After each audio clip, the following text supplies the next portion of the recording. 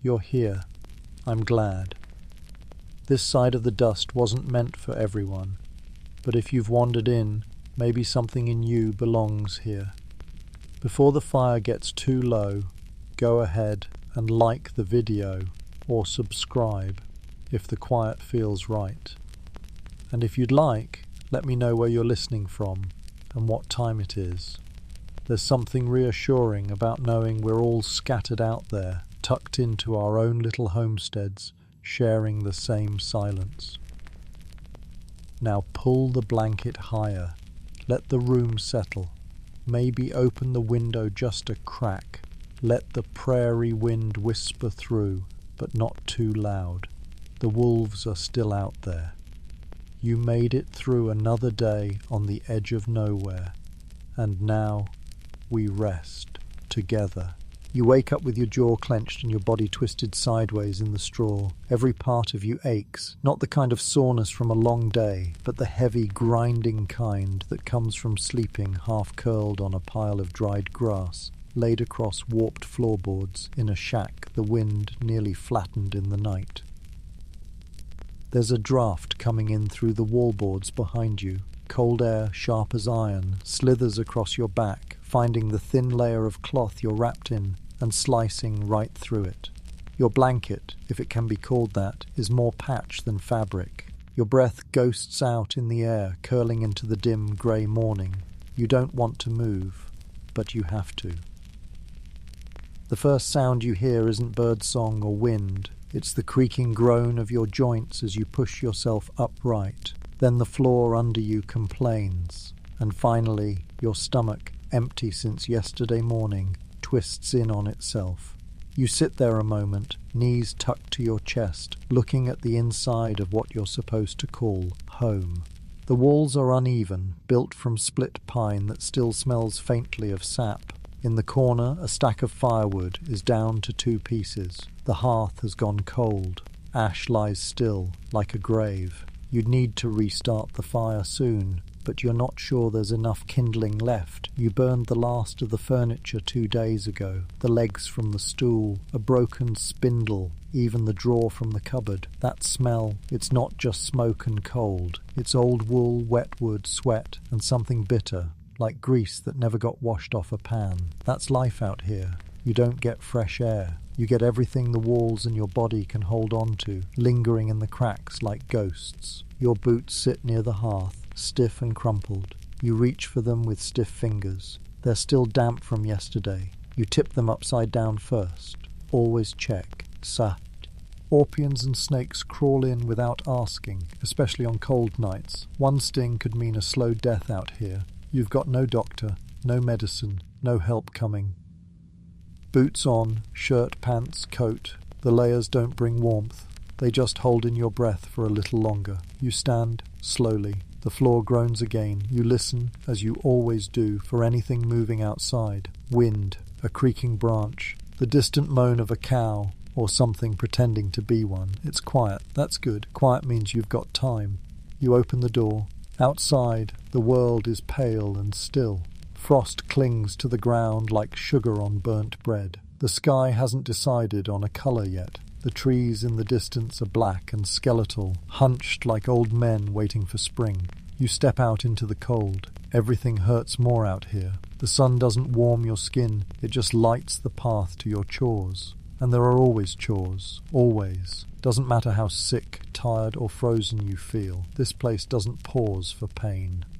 First, you check the water barrel. It's frozen solid. You knock on the ice with the heel of your boot and it thuds back at you like a coffin lid. That means a walk to the creek. You grab the tin bucket from its hook beside the door and start down the path. The snow crunches. It hasn't fallen fresh in days, so it's icy on top, enough to trip you if you're not paying attention. You move slow. Your breath clouds the air in bursts. Every step echoes. The creek's a quarter-mile down. It winds through the brush like a scar, shallow and fast-moving enough that it hasn't frozen entirely over.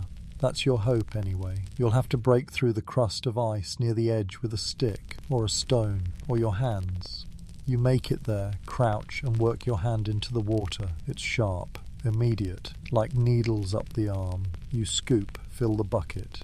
It takes 3 tries because the ice keeps sliding in. When it's full, you stand and nearly topple from the weight. You didn't eat yesterday. That's catching up. Back at the shack, you feed the fire first. What little wood you have.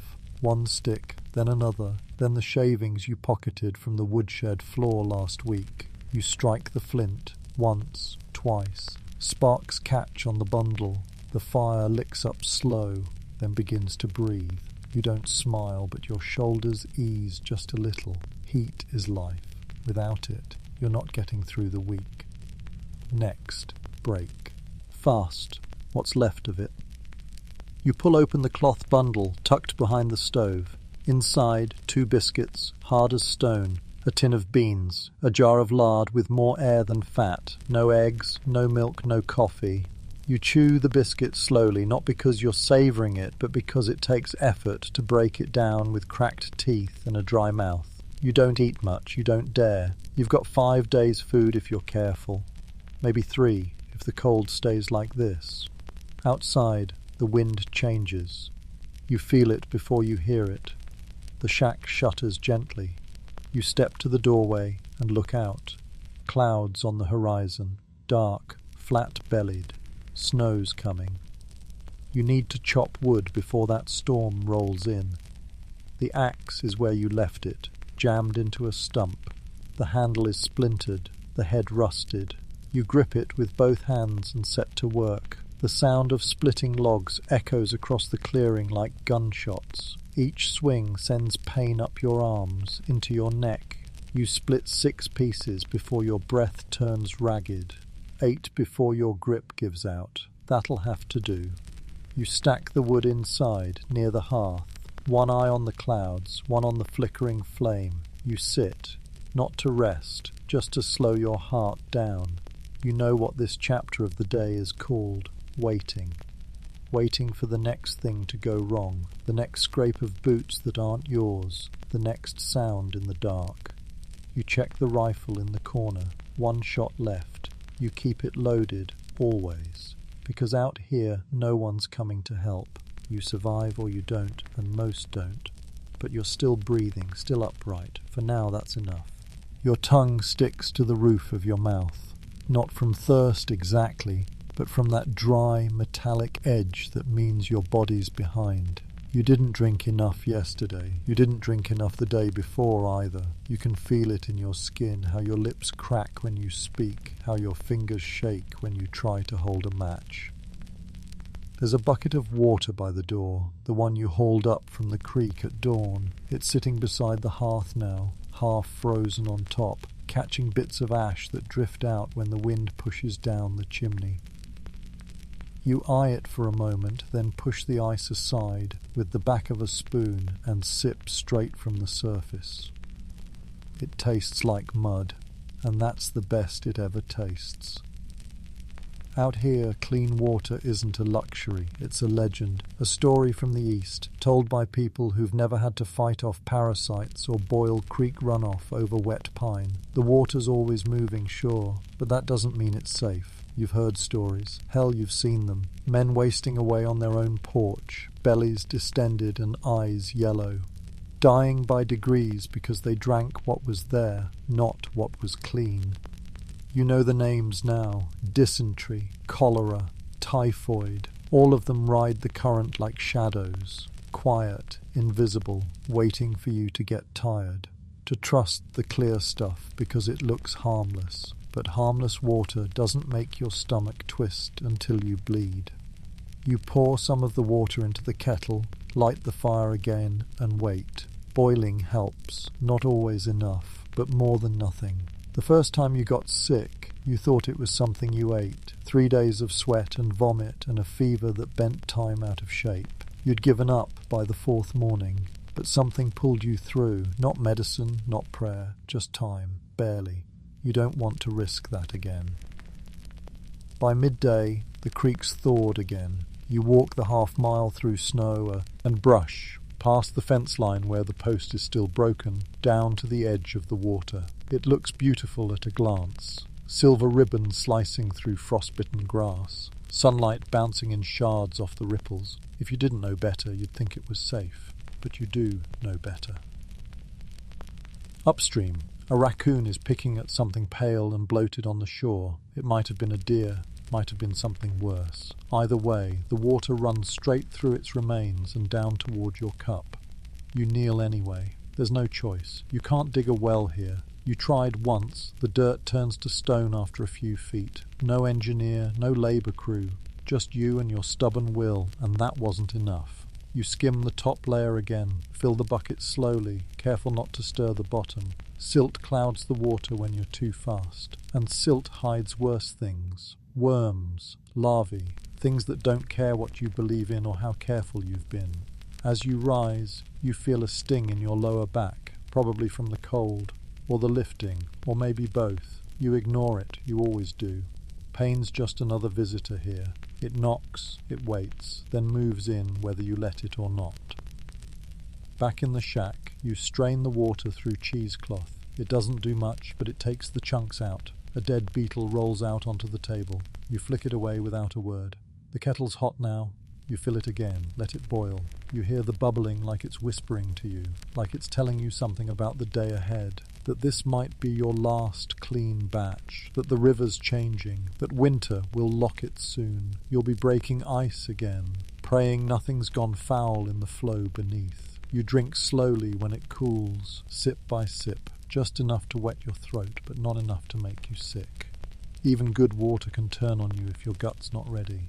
You think about others who didn't know better. The neighbour who moved in last spring, his wife got cholera in July. You heard the screams before you saw the smoke. He burned the cabin down with her still inside. Said she wasn't herself anymore. Said he couldn't risk the sickness spreading. He left the next day, took the mule and the saddlebag and didn't look back. You walk past the ruin sometimes. When you're checking snares or foraging the tree line, the wood's still black, half the chimneys still standing. You don't like to linger. Water in town costs too much. They haul it from the well behind the mercantile. You could fill a barrel for a few coins if you had the coins, but the barrel's cracked and the coins are gone. You traded them for flour. A month ago. No regrets. Besides, town's 2 hours away, one way, through rough country and worse people. There's a drought down south. You've heard the whispers. It'll come north eventually. That means the river might dry, or clog, or both. No rain in 3 weeks. The last snow melted too early. Everything's off balance. The land's always whispering out here. You just have to listen close enough to hear the warning. You store what you boiled, a little in a tin jug, a little in your gut, not much left. You stare at the rippling surface, now calm again, and you think, this water keeps you alive, and it's trying to kill you, but you don't have a choice, not out here. There's a rhythm out here, not a pleasant one, more like a loop, a dry, stubborn circle of repetition where the days blur and the food never changes. You wake, you ache, and if you're lucky, you eat. This morning is no different. You reach for the cloth bundle tucked behind the stove. Same place you've kept it for weeks, not because it's safe there, but because it's warm. Warm keeps things soft longer, or at least not brick hard. Inside, half a biscuit, a corner of salt pork wrapped in waxed paper, a dented tin with the last few beans from yesterday. Congealed, sticky, cold. You stare at the biscuit for a moment. It's tough, speckled grey along one edge, mould probably. You pinch it off with your fingernail and toss the piece into the fire. The rest? You chew slowly, takes effort. Your teeth hate it. Your jaw complains. This is breakfast. This is always breakfast. The pork isn't fresh, but it's edible. Salted so heavily it burns your tongue. You cut a sliver with your knife, then scrape off the layer of fat turned hard from the cold. Your body wants it anyway. Fat means fuel. Fuel means warmth. Warmth means another hour of movement without shaking. No eggs, no butter, no fruit. You haven't seen fruit in months. Last time you did, it was a bruised apple the size of a fist, cost more than you'd earned in a week. You split it with a stranger at the trading post, didn't even catch his name. He handed you his knife and let you cut it down the middle. No words exchanged, just a nod. You remember the sweetness, not because it was special, but because it reminded you how far from normal you've drifted. Back east, you used to eat without thinking. A plate, a fork, a choice, bacon, eggs, coffee with milk. Out here, everything is counted, measured, rationed. If you eat a biscuit today, you don't eat one tomorrow. If you open the last jar of beans, you better make them stretch. 3 meals. The hard truth is this. You're not eating to feel full. You're eating not to pass out. And most days, even that's not enough. Salt pork has a smell that clings. The knife you used for cutting it, no amount of wiping it on your pants will clean the grease off. Your hands shine under the light like waxed leather. You spoon a bit of bean paste into your mouth, cold, bitter. It sticks to your teeth. You chew twice, swallow, then stop. Your gut protests, a dull churn, more habit than hunger. You set the rest aside. Maybe you'll finish it later, or maybe you'll need it later. That's something else the frontier teaches you. Don't eat when you're tired. Eat when you're in danger of failing. Tired can be fixed with rest. Emptiness, that's a slower punishment. Mid-morning you check your stores again. Not because anything's changed, but because looking at the same shelf every day is a form of hope. Hope you might have missed something. That some bag has more in it than you remembered, that a mouse hasn't chewed through the flour sack again. You've got a quarter bag of coarse cornmeal, a jar of pickled cabbage, 1 onion soft in the centre, a tin of lard scraped nearly clean, and a box of soda crackers that expired with the last decade. It's not a pantry, it's a countdown. You run your hand across the shelf. The wood is warped, stained with grease, marked by years of hands that reached for something better, something easier. They didn't find it either. You think about trapping. Rabbits haven't been around lately. The snare near the west fence has been empty for a week. The tracks have thinned. Maybe something else is hunting them too. You're not the only one starving. Sometimes you catch squirrels. Stringy meat, but meat all the same. Last month you caught a possum. It smelled like rot before it even hit the fire. You choked it down anyway. You had to. No room for pride when your stomach's hollow. You could trade maybe, but trade means town, and town means risk. Everyone's hungry. Everyone's desperate. You've heard what happened to a man 2 valleys over. Traded his coat for a chicken. Got jumped halfway home. They left the coat. Took the chicken. Priorities, you suppose. You've thought about making bread again, real bread, the kind that rises, but you don't have yeast, no sugar, barely any flour. You'd need to stoke the oven hot enough to hold it, burn more wood. Wood you don't have. And besides, what's the point of baking bread when every slice turns stale in a day and mould in 3? So instead you live on biscuits, hardtack, cured meat, fat, beans, cabbage so sour it makes your eyes water. All of it just enough to keep your bones standing, not enough to make you feel human. You remember your first week out here. You thought you'd eat like a pioneer. You roasted potatoes over the fire, tried baking bread in a Dutch oven. You even found wild garlic. Now you dream of stale biscuits, because they're better than nothing. Because now your hunger isn't just a condition, it's part of you, like your shadow, always there, always waiting. By afternoon you feel dizzy again. You sit by the fire, holding a cup of lukewarm water, gnawing the corner of your last cracker. It splinters in your mouth. You chew it like it's something rare. And maybe it is. Rare here is anything that doesn't remind you of what's missing. You think of the people back east again, how they waste food without thinking, scrape leftovers into the trash, complain about the same dinner twice in a row. Out here, the same dinner is a blessing, a repetition that means you made it through another night and you're still here to eat the same thing again. That's not monotony, that's survival. The wind picks up around sundown. You hear it whistling through the cracks in the wall. You throw one more log on the fire and pull your blanket tight around your shoulders. Your stomach is quiet now, not full, just too tired to complain. You lie back on the straw, breathing slow, thinking about the biscuits you'll bake tomorrow. Just flour, lard, and hope. They'll be hard, maybe mouldy, but they'll keep you upright. And that out here is everything. Here is... The cold wakes you before the light does. It always does. It sinks in through the seams of the shack like water through a cracked hull. Not fast, not loud, just slow, steady, and inescapable. The kind of cold that doesn't just touch your skin but moves through it. It settles behind your eyes, curls around your ribs, wraps itself around the bones and starts whispering. And when it whispers long enough, it wins. That's the truth out here. It's not hunger or thirst or violence that kills most folk on the frontier. It's the cold. The fire went out sometime in the night. You knew it would. You've been burning pine knots and broken chair legs for 3 days now. The last proper cord of firewood ran out last week. What's left are scraps, dry broom handles, warped floorboards, the crossbeam from a busted crate. You burned the shelf yesterday. You didn't even take the nails out. You curl tighter in your blanket, trying to keep the heat you don't have. You know what comes next. The shaking, the bite of frost around your toes, the stiffness in your jaw.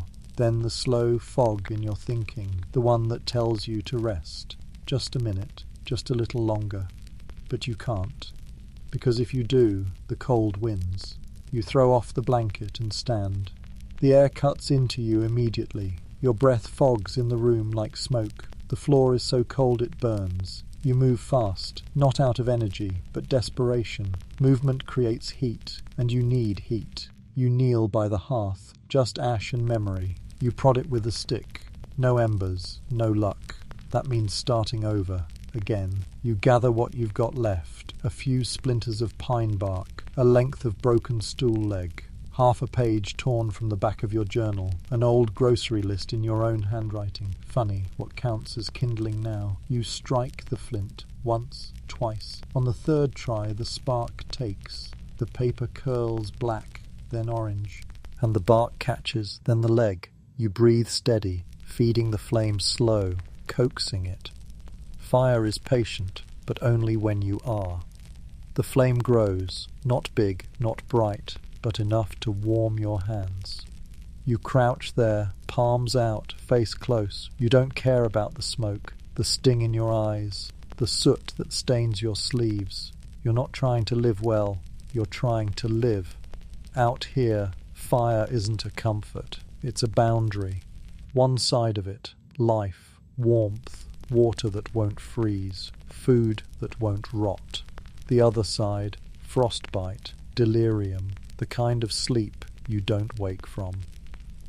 You've heard the stories. Settlers frozen in bed, wrapped in quilts, fire long since gone out. Children turned blue in their sleep. A family up north lit their mattress on fire to make it through the night. They didn't. You scan the room. What else can burn? The rafters are too important. The table's gone. The crate you used for storage is already in the hearth, its metal handle now fused to the stones. Your eyes fall on the door. Not yet. Not unless you're ready to never close it again. You still have the window shutter. You pry it loose with the back of your hatchet, splintering the frame. It breaks with a loud crack and the wind rushes in. You feed it to the fire. Light floods the room for the first time all day. It doesn't make you feel better. You remember when you thought building a fire was easy. Back when it was a camp thing, not a survival thing. Strike a match, toss in some wood, toast bread. You even used to sit by it for fun.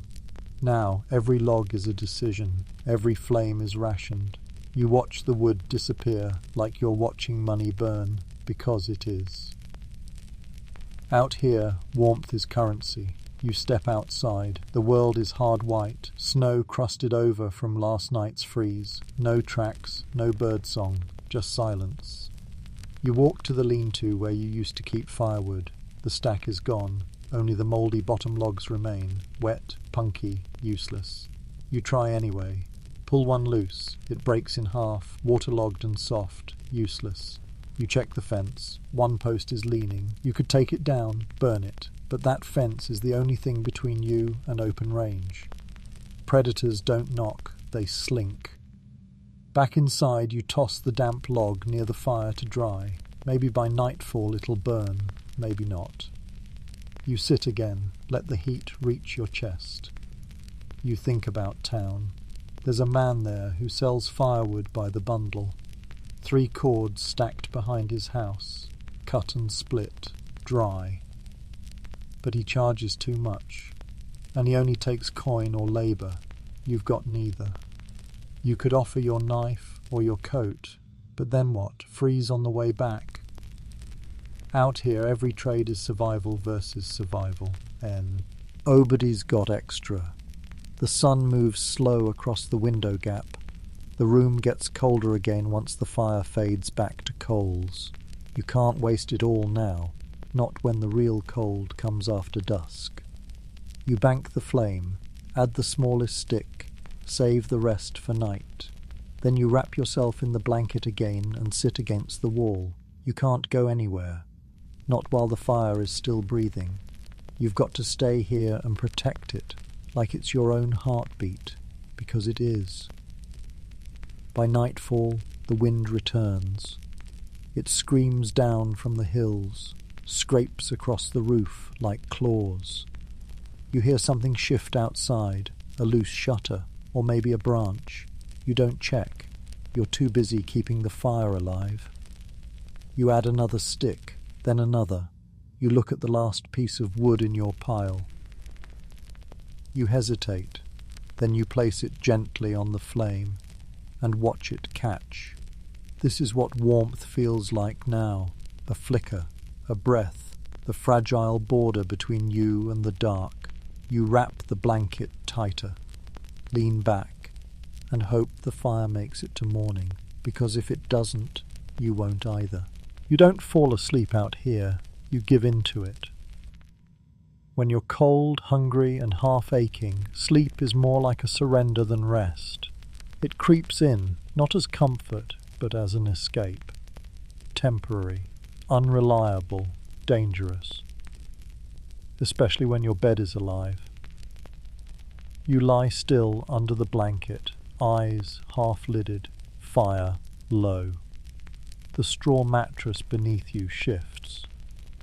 Not like the creak of settling weight, but like motion. Tiny motion. Crawling motion. The kind that you feel more than see. You don't look. You already know. They're here. They've been here. The mites, the fleas, the bedbugs that came in last month with that bundle of rags you traded for jerky. You didn't see them at first, but they've made themselves at home, and you can't get rid of them now. You scratched so hard last week that you bled through your shirt. Your thigh still has the scab. Sleep becomes a game of angles. Lie this way and they'll bite your ribs. That way, your neck. They always find the soft spots, the places you sweat, the places you bleed. You've tried smoke, you've tried vinegar, you've even tried scraping the mattress down and restuffing it with dry grass. Nothing worked. They burrow deep, lay eggs in the seams, breed faster than you can react, and that's just what lives inside the bed. The real danger scuttles across the floor. You hear it now. The faint click of claws on wood, the soft scrape of something brushing the far wall. Rats. At least 2, maybe 3. They come out when it gets quiet, when the fire dies low and the shack sinks into silence. You lift your head slow, listen. There, by the crate. You see a shape slither out from behind it, small, thin, too fast to catch. You don't move, not yet. You learned that lesson the hard way. Rats don't fear people unless they've been taught to, and even then hunger makes them bold. Last winter, one chewed through your boot while you slept. leather torn, toe frozen by morning. You didn't notice until you stood up and felt the wind against your skin. Another time you woke to one on your chest, just sitting there, sniffing your mouth. You slept with a knife in your hand for 2 weeks after that. You throw a rock across the room, not hard, just enough to startle. The sound cracks sharp against the wall. The rat vanishes under the floorboards. They'll be back. They always come back. The lice came from the blanket. You washed it once in the stream weeks ago, beat it against the rocks, soaked it with soap made from fat and ash. Didn't matter. The eggs cling to the threads, deep, invisible. They hatch when you least expect it. First it's an itch, then a rash, then bites on your arms, your chest, your scalp. You shaved your head last spring, out of desperation. Didn't stop them, just made them easier to feel. You think about burning the whole mattress, starting over, sleeping on the floor maybe, but the floor is colder, harder, more exposed, and you've already burned too much. The last stool, the footrest, half the bookshelf, there's not much left to sacrifice. Besides, the rats don't care where you sleep. The bugs don't either. They don't need your permission. Sometimes at night you hear a scratching sound in the ceiling. Not mice, not rats, something bigger, maybe a raccoon, maybe something worse. You jabbed at the ceiling once with a broomstick. Whatever it was didn't move, just waited. It knows this is your home, and it doesn't care. The frontier isn't clean. That's something no one tells you before you come out here. In stories, it's the land that's untamed. But the truth is, filth is part of the price. You can't bathe often, not without wasting precious water. You can't wash your clothes properly, not with firewood being so scarce. So the dirt piles up on your skin, in your bedding, in your breath. You breathe in dust every night. It scratches your throat, leaves your lips chapped. You spit black in the mornings. There was a woman in town once, ran a boarding house. Swore she kept it clean, charged extra for linens washed in boiling water. You stayed there one night, weeks ago. Woke up covered in bites. Her mattress was infested too. You sit upright now, unable to ignore the itching. You scratch under your collar, then at your ribs. The skin is raw again. You shouldn't scratch. You know that. Scratching opens the skin. Infection finds the openings. But sometimes it's the only way to stay sane. You reach for the tin of salve you keep near the hearth. Homemade, rendered tallow, pine pitch, and wild chamomile. Rub it on the worst spots. It stings, then soothes, then itches again, just enough to drive you to madness. You wonder if others sleep like this, if every shack out here is crawling, if every bed holds secrets. You think about your neighbours, scattered across the valley, tucked into their own cabins with their own infestations. You know some of them use kerosene. Douse the mattress and let it dry. You tried that once. The smell made you dizzy for a week. The fire crackles again. You added the last of the wood half an hour ago. The light flickers against the walls. Shadows dance across the corners. The rats are watching again. You can feel them, waiting for you to sleep. You lie down again. Pull the blanket tight around you. Feel the straw rustle beneath your back. A flea jumps onto your wrist. You crush it between your fingers. No anger, no surprise, just habit. You close your eyes and tell yourself, it's better than outside. And that's the truth, isn't it? No matter how infested the bed becomes, it's still the only place you can rest without freezing. Comfort stopped being the goal a long time ago. Now you just hope the bugs don't find your open wounds, and that the rats stay scared just a little longer. Sleep doesn't come easy, but out here it never does. You wake up with splinters in your palms and a bruise across your thigh. You don't remember getting either. You sit up, slow, stiff, feeling every bone like it's been individually unwrapped and rearranged in the night. Your knees grind, your shoulders groan. You shift your weight wrong and your lower back protests with a sharp, ugly snap. That's just how you wake up now. You don't heal out here. You adjust. The fire's out again. The light through the cracks is pale and thin, early morning and cold. You pull your boots on while sitting, not standing. Bending over too fast makes the world tilt sideways. The laces won't tie properly. One is torn. You knot it anyway. You don't have time to feel anything about it. Out here, the land doesn't ask how you slept. It just gives you a list of things to do, and you do them. First is water. Always water. The bucket from yesterday is empty, rinsed out and dry. You grab the tin pail and step outside. The sky is gunmetal grey. You can smell snow in the air again, just days after the last storm. The path to the creek is already hard-packed from your boots. You walk it every morning, even when you can barely stand. You chop through the surface ice with the back of the hatchet. Dip the bucket. Fill it. By the time you get back to the cabin, your arms are numb and your shoulder is burning. That's one job down. 20 to go.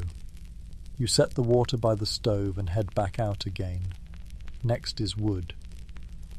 You pass the lean-to and grab the axe, its head already loose on the handle. You drive it into the chopping stump a few times, testing, warming up. Then you begin splitting what's left of the stack. 4 logs, knotty and half-rotted. Each one takes 3, sometimes 4 swings. The axe sticks, and you have to wrench it free before trying again. Your palms tear open near the base of your thumb. You wipe them on your coat. Swing again. There's no pause. The moment you stop, the cold takes you, so you don't stop. You split until your arms shake, until your breath comes ragged, until the sun is nearly overhead and your shirt is soaked through, even in the wind. You haul the split wood into the cabin, stack it near the stove, then kneel to coax the fire back to life. By now your fingers are shaking badly. You drop the flint once, then again. The third time it sparks. A flame stutters. You feed it carefully. Too fast and it'll choke, too slow and it'll vanish.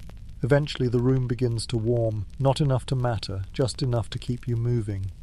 You sit for exactly 4 minutes, long enough to drink water, chew the last of a biscuit, then back out again. The coop is next. 3 hens. 1 barely lays. The other 2 are molting. You open the door. One of them flutters past your leg, clucking wildly. You scoop her up with both arms and return her gently. Too rough and they stop laying. Too slow and they disappear into the woods. You clean the nesting box, throw down dry hay, check the feed, a mixture of crushed grain and frost-hardened scraps. It's nearly out. You'll need to ration your flour again, share it with the hens, or let them go. Either way, there's no winning, only choosing what dies slower. Next, fence check. You grab the hammer and a pouch of rusted nails, sling it over your shoulder, and start walking the perimeter. 3 acres of fencing, half of it falling in. One corner has buckled under the snowdrift. You drive a stake deeper into the ground and nail it to the crossbeam. The nail bends sideways. You try again. Your wrist pops. There's a quiet violence in everything you do out here. Not just the strain, but the knowing. Knowing that no matter how much you patch or lift or build, it's never going to be finished. The land is always winning. You're just holding it back board by board until it decides to swallow the whole thing again. By mid-afternoon, your hands are stiff and cracked open at the knuckles. You gather the tools and head back. One last job before the sun slips low. You need to mend the snare lines. The rabbits haven't come back, not in weeks, but you check them anyway. Habit. Hope.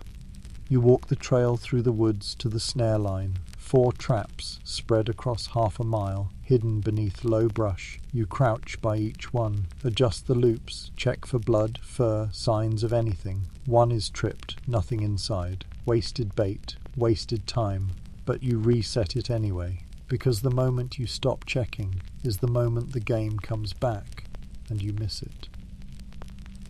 Out here, missing something can mean starving. By the time you're back at the cabin, the sun's already dipped below the hills. The air goes cold again, instantly, sharply.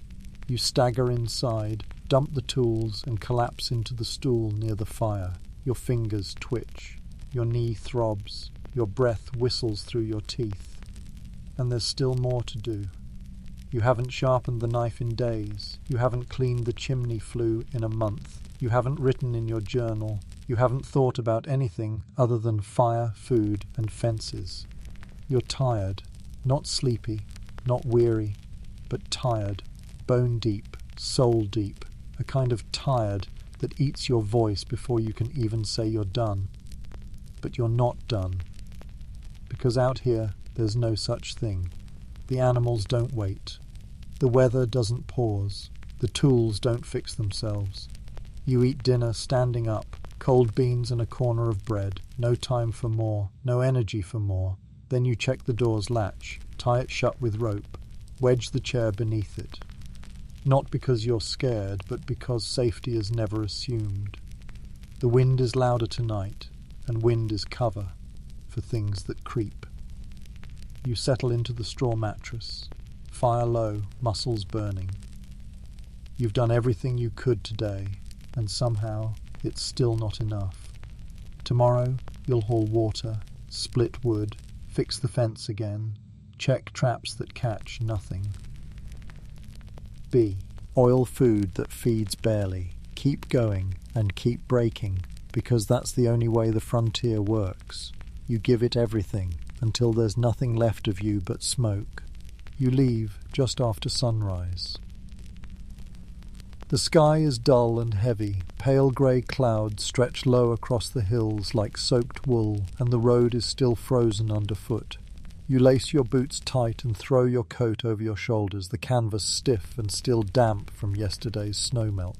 You don't go to town because you want to. You go because you have to. The flour's nearly gone, the lard's down to a scrape. You're out of salt, the blade on your axe is dull, and there's a letter you haven't sent because you haven't seen a postman in 6 weeks. Town's 9 miles east. You haven't been in 2 months. You don't miss it. The path isn't a road, not really, just a trail of flattened brush and wheel ruts lined with dried manure. You pass a carcass early, some farmer's mule, bloated and frozen sideways off the trail, one leg stiff in the air like it's still kicking.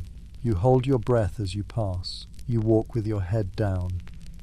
Not just to watch the ice, but because when you start seeing the town ahead, you want it to be sudden. Delay the disappointment as long as you can. You cross the last rise around mid-morning, and there it is. Town doesn't greet you. It doesn't welcome you. It warns you. Before you even see the buildings, you smell it. The wet, sour scent of rot and sweat and stagnant waste. The wind brings it up from the alleys, from the livestock pens, from the back of the butcher's shop where the scraps are shovelled into a ditch and left for the dogs. You press a hand to your mouth. It doesn't help. The road turns to muck as you get closer. There's no drainage, just thick, black soil churned up by wagon wheels and boots and hooves, soaked with piss and blood and everything else that drains out of people trying to stay alive. You step around the deepest patches. Doesn't matter. You'll carry the stench home with you anyway. First stop, the general store. You nod. To the man behind the counter. He doesn't nod back. His nose is red. His eyes are wet. He's wiping his hands on the same apron he uses to measure flour. You don't ask questions. You trade your last pouch of dried mushrooms for flour and salt. He short measures both. You don't argue. The woman ahead of you is buying lye and cloth. Her child coughs once, then again, deep, wet, rattling, the kind of cough you can feel in your own ribs just hearing it. She wipes his face with the sleeve of her dress, leaves behind a smear of blood. No one says a word. No one dares. You pass the saloon on your way out. The doors are open, the inside's dark and reeking. Someone's slumped against the post out front, half asleep or half dead, you're not sure which. A trail of vomit runs from the steps to the ditch. You don't go in. Even on good days, the saloon takes more than it gives. Across the square, two men argue over a pig. Their voices are hoarse, raspy. One of them holds a knife, the other holds a broken bottle. A sheriff might have stopped them. If this town had one, it doesn't. It had a sheriff once, 3 years ago. He went out to chase a thief and never came back. They buried what was left of him under the church floorboards. Now the storekeep doubles as law when he feels like it. And no one feels like much these days. There's a boy by the well, 12, maybe 13. His shirt's too big. His boots have no soles. He's selling water by the cup, 2 sips for a cent. You watch a traveller buy some. He drinks it, then immediately spits it back up, coughing. The boy doesn't refund him. You stop at the blacksmith next. He's hunched over a chunk of iron, shirtless despite the cold. His skin's raw from heat and soot. His apron's soaked in sweat. You ask if he can re-edge your axe. He says maybe. Come back in 2 hours. So you walk. You don't want to, but standing still here draws attention. The wrong kind. You circle around the back of the stables. There's a dog tied to a post, ribs showing.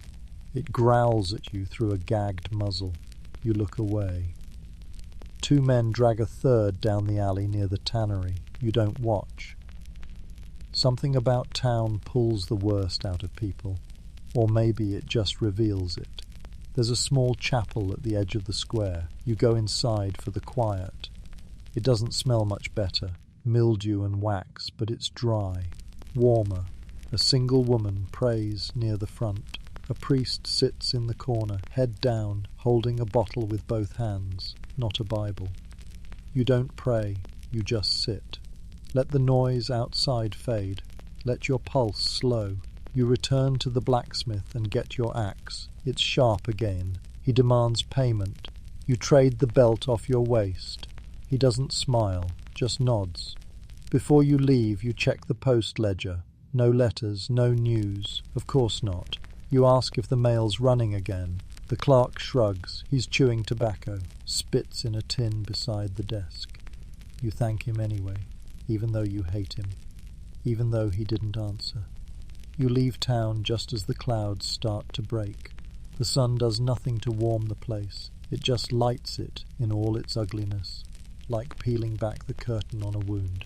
A body is being loaded into a wagon by the butcher's shop. No one covers it. No one looks surprised. A girl follows the wagon for half a block before giving up. She doesn't cry. The road out is just as muddy as the way in, but it feels better going the other way. Every step you take away from the stench, the sickness, the shouting, to lift something off you, not all at once, but piece by piece. You still smell it on your coat, still taste it on your tongue, still feel it in your sinuses, but it's behind you now, and that's something. By the time your cabin comes into view, the wind has picked up. You kick the mud from your boots, shoulders aching from the walk and the weight of your sack. You get the fire going again. Wash your hands in cold water. Cook a little flour into paste. You didn't bring back much, but you brought back something. And in a place like this, that's a win. You sit by the fire as the sky goes dark, coat still on, breathing through your sleeve, and you think, that's the last time you go to town this month, unless you need to, because town isn't a place you visit, it's a place you survive. You don't carry a gun because you want to, you carry it because you have to. Same reason you don't smile at strangers, same reason you walk with your head down and your back to a wall whenever you can. The frontier isn't just dirt and cold and hunger, it's teeth, and it will bite the moment you forget. Your rifle sits by the door, not leaning, standing, loaded, within reach of your hand at any moment. 1 cartridge in the chamber, 3 left in the tin under the floorboard. You counted them yesterday, you'll count them again tonight. A bullet is never just a bullet out here, it's a decision. You've never killed a man, but you've come close. Last spring, a stranger came up your path without calling out first, didn't knock, didn't speak, just walked straight to your door, like it belonged to him. You stood inside, hand on the rifle, heart hammering. He never looked at you, just walked around the cabin, peered in the window, tried the door handle. You opened it before he could, gun pointed at his chest. He smiled, slow and easy, said he was just checking the boards. That was all. You didn't lower the rifle. He backed off without another word. That night, you slept with your boots on. Violence isn't a threat out here.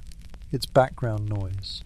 You hear it in town, raised voices, sudden silence, a chair scraping back too hard. You don't go near it. You've learned. Arguments don't end in apologies. They end in gunfire, or blood, or both. There's no law. Not really. The nearest real marshal is 3 counties away, and even he doesn't ride past the river. Town's justice is whatever the loudest man can get away with. They hung a boy last year, 17 maybe, accused of stealing a pig. No trial, no questions, just a rope over the blacksmith's beam. You didn't watch, but you heard it. The crowd was quiet, like it wasn't the first time, like it wouldn't be the last. You command the rules fast, never borrow, never lend, never speak more than you have to, and never, ever touch another man's horse, even by accident. That'll get you shot quicker than theft, because a horse out here isn't property, it's survival. Take that from someone and you take everything. You met a woman once, passing through with her brother. She spoke soft, laughed too easy. They were robbed outside Dry Hollow 2 days later. No one knows what happened to her, or if they do, they don't say. Just one more ghost in the dirt. It's not all outlaws and gunslingers. Most people out here don't look for violence. They just carry it with them, like a second shadow, like a tool you hope you don't need, but know you will. You've seen men snap over nothing. A bad hand of cards, a spilled drink, a name said wrong, the wrong look. You've seen guns drawn in silence, not shouting, silence, because anger isn't loud out here. It's cold, focused, fast. You don't wear your pistol on your hip. You keep it under the coat, tied to your thigh. Easier to hide, easier to draw. You cleaned it yesterday. Oil, rag, steady hands. It's a ritual, not one you like, but one you respect. You remember when you didn't own a weapon, when you thought good intentions could carry you through. That lasted about 3 weeks, until you saw someone stabbed for less than a sack of flour. There was a man who came to your door last winter, middle-aged, frostbitten hands, shaking from the cold, said he was lost, said he hadn't eaten. You let him in, gave him broth, let him sit by the fire. He watched you the whole time, eyes tracking your hands, your rifle, your pockets. You didn't turn your back on him once. He left without thanking you. That night, someone tried your door after midnight. You didn't ask who, you just fired through the wood. Next morning, blood in the snow. No body, just drag marks and a trail that vanished into the trees. You never found out who it was. You didn't want to. Out here, there's a kind of respect that comes with being dangerous. Not loud dangerous, not wild, quiet, measured. You nod to people, but don't wave. You greet them, but don't smile. You carry your weapon where they can see it, not to threaten, to promise. You won't be prey. Not again. It changes you. You start noticing things. The way people walk, too slow, too sure. The bulge under a coat. The twitch in someone's jaw when they lie. You don't see people anymore. You see risk, and it never leaves you. You keep your back to the wall in every room. You knock before entering. You check your door twice at night. Every day you listen for hoofbeats, for silence, for anything that tells you trouble's coming. Because out here, you don't rise to the occasion. You fall to your training. And if you don't have any, you're already dead. You used to be polite, used to ask first. Now you just look and decide, yes or no, safe or not, alive or dead. A man once told you the land doesn't care about justice, only about balance. You believe him. You've seen that balance shift, slow, brutal, final, and every time it does, someone ends up buried without a name. You sit by the fire that night, gun in your lap, just in case. because violence doesn't sleep. And neither can you, not really, not ever. You try not to get hurt out here, not because pain scares you, but because treatment does. Out here, getting injured means rolling the dice, not just with your health, but with your life. The land is hard, the people are harder, but nothing is more dangerous than a man with a sore who calls himself a doctor. Your hand still stings from splitting wood yesterday. At first it was a scratch, just a scrape across the knuckle where the axe handle split mid-swing. You didn't notice until later. Blood on your palm, not much. You wrapped it in a strip of cloth, tied it tight. This morning it's swollen, red, hot to the touch. You peel back the wrap, slow. The skin around the wound is puffy, angry-looking. The edge of the cut is rimmed in yellow. You don't say anything out loud, but you know what it means. You boil water in a tin pot and soak your hand. The pain is instant, deep, not sharp, but dull, heavy, like something is pressing out from the inside. You try not to look at it too long. You've seen this before. Once, a man out by the valley cut his leg on a wagon wheel. Tiny wound. He was dead 5 days later. Fever took him by the 3rd, delirium by the 4th, gangrene by the 5th. They burned the mattress afterward, just to be sure. You don't have much in the way of medicine. A bottle of carbolic acid, 2 vials of dried willow bark, old opium drops, almost gone, a clean needle bent at the tip, a bone saw you've never used, yet. You rewrap the hand, tighter this time. Try to ignore the throb in your wrist. It's fine, you tell yourself. You've had worse. But the truth is, if it gets worse, there's only one place to go. And you don't want to go there. The town doctor isn't a man of science. He's a man of survival. He wears a stained coat and has one good eye. Keeps a jar of leeches by the door and a shelf full of bottles labelled in a hand so shaky you can't tell if city. It says tonic or toxic. He doesn't ask questions. He gives you what he has. Mercury for fever, whiskey for pain, laudanum for everything else. You saw him amputate a man's arm once. Didn't even blink. No chloroform, no anesthesia, just a bottle of spirits and a belt between the teeth. The man survived, but you're not sure it was worth it. He moved to the edge of town after that. Stopped speaking, wouldn't touch a knife again. Last winter, he walked into the river. Never came back out. There was a girl who got bit by a dog. Fevered within 2 days. The doctor tried to draw out the poison by bleeding her at the wrists, then again behind the knees. When that didn't work, he shaved her head and poured vinegar on her scalp. She died the next morning. You think about that as you ride into town, hand wrapped in oilcloth, sweat beading under your collar even though the wind bites. It's not just the wound, it's the fear. Because out here, a doctor isn't a guarantee. He's a gamble. The clinic isn't even a proper building, just a single-room shack near the butcher's. You dismount, knock once, then again. No answer. You push the door open. He's inside, sitting at the table, cleaning a scalpel with what looks like whiskey and an old rag. He doesn't look up, just gestures to the bench. You sit. He glances at your hand. Hurt? You nod. He grunts, then reaches for a tin basin and a pair of forceps that haven't seen boiling water in a week. You don't flinch. There's no use pretending this is going to be clean. He asks how long ago it happened. You say, a day, maybe 2. He raises an eyebrow. You don't explain. He tells you the swelling's bad. Might be an infection.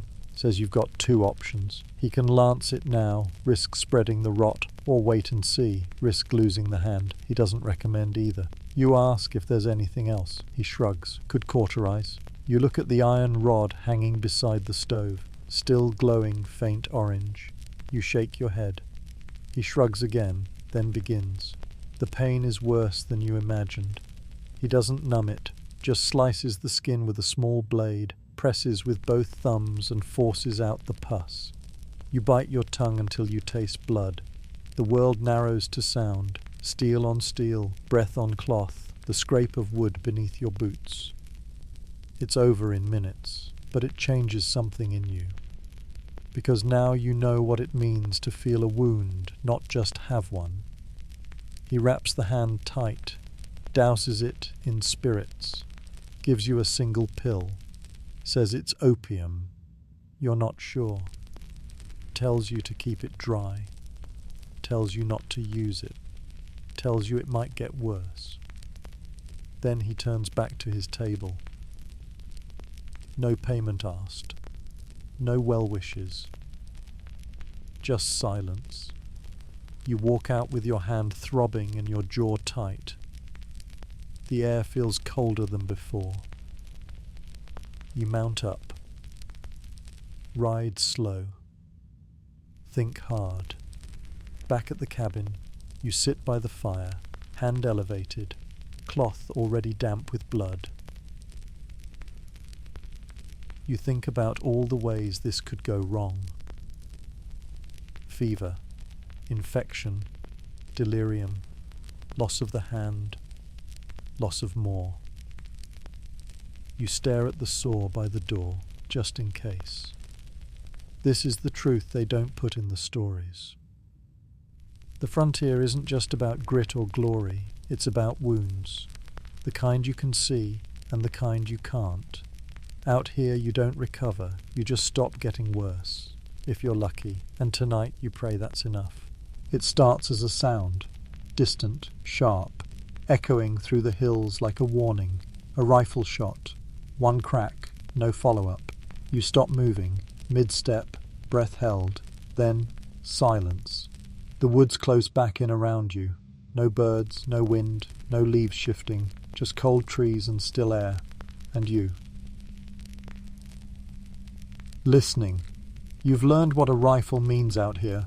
Sometimes it's food, sometimes it's something else. Could be a settler bagging a deer, could be someone ending a man over a bag of flour, could be both. Because on the frontier, the difference between survival and violence is thin as paper, and hunger sharpens every edge. You're a day's walk from your cabin now. You left before dawn with your pack, your rifle, and a strip of dried pork in your pocket, hoping to trap something. Rabbit, squirrel, maybe a bird if the wind held. It didn't. Nothing in your snares, nothing in your sight lines, not even tracks in the snow. 3 days without meat. You're starting to feel it in your chest, tight and hollow. Your hands are steadier than they should be. That's the body telling you it's moving into reserves. That's the first sign of trouble. You crouch by a creek bed, rifle in hand. Snow's been pushed aside here, some kind of animal passed through. The prints are wide, heavy, deer or elk, maybe, but old, a day at least. You follow them anyway. That's what hunger does. It whispers, maybe. It leads you off the trail, deeper, colder, alone. You remember the first time you hunted. You were nervous. Not about killing, about missing. Because out here, a missed shot doesn't just mean no dinner. It means waste, smoke, exposure. The sound of a rifle carries. And you're not the only thing out here with ears. You've seen wolf tracks before. 3-toed, deliberate, tight, like a disciplined army patrol. Always circling, never random. You once followed a line of them for nearly a mile, thinking tatus. Hey, we're tracking something else. Then you realized the trail they were following was yours. They never attacked. That time, you made it back with nothing but the memory of yellow eyes watching you from the ridge. But it changed you. You used to think you were the predator. Now you're not so sure. You push farther into the trees. It's late now. The sun's gone low behind the hills. The light is blue, dim. This is the hour where things get brave, desperate. This is when hunger stops being patient. You spot a flash of movement through the trees. Not big, not fast. But there, You lift the rifle, aim, breath in, hold. It's a hare. Back leg caught in a tangle of thorns, struggling, small, barely a meal. But out here a mouthful of meat is worth more than gold. You squeeze the trigger. The shot cracks loud through the trees. You wait. Listen. Nothing stirs. Then, branches rustling far off, something moving, slow. Not toward you, but not away. You reload, fast, quiet. Pick up the hare, still warm, still twitching. You break its neck clean, tuck it into the sack. Then you move. You don't go home directly. That's another lesson. You don't lead tracks back to your door. You cut wide arcs, loop trails, confuse your own footprints. There are things in these woods that follow. Some of them walk on 4 legs, some on 2. You hear another shot behind you. Closer this time, not yours. A different caliber. Shorter echo. Someone's hunting your hunt, or worse, responding to yours. You freeze again, half hidden behind a pine. No movement. But your instincts kick in. Leave. Now. You take the long path home. Dark comes fast. You don't use a lantern. Don't light anything. Just follow the ridgeline by memory. By the time you reach your cabin, your shoulders are tense and your back is wet with cold sweat. You check the door, still latched, the snow around it, undisturbed. That's good. You go in, bolt it shut, slide the chair under the handle. Then you build the fire, and only then do you skin the hare. The meat is lean, barely enough for stew. You boil it with some dried cabbage and the last pinch of lard. It doesn't smell like much, but your stomach growls so loud you almost laugh. You eat with your hands, grease on your chin, steam fogging your eyes. You don't care. You're eating. And tonight you're eating first. You save the bones, for broth, for later.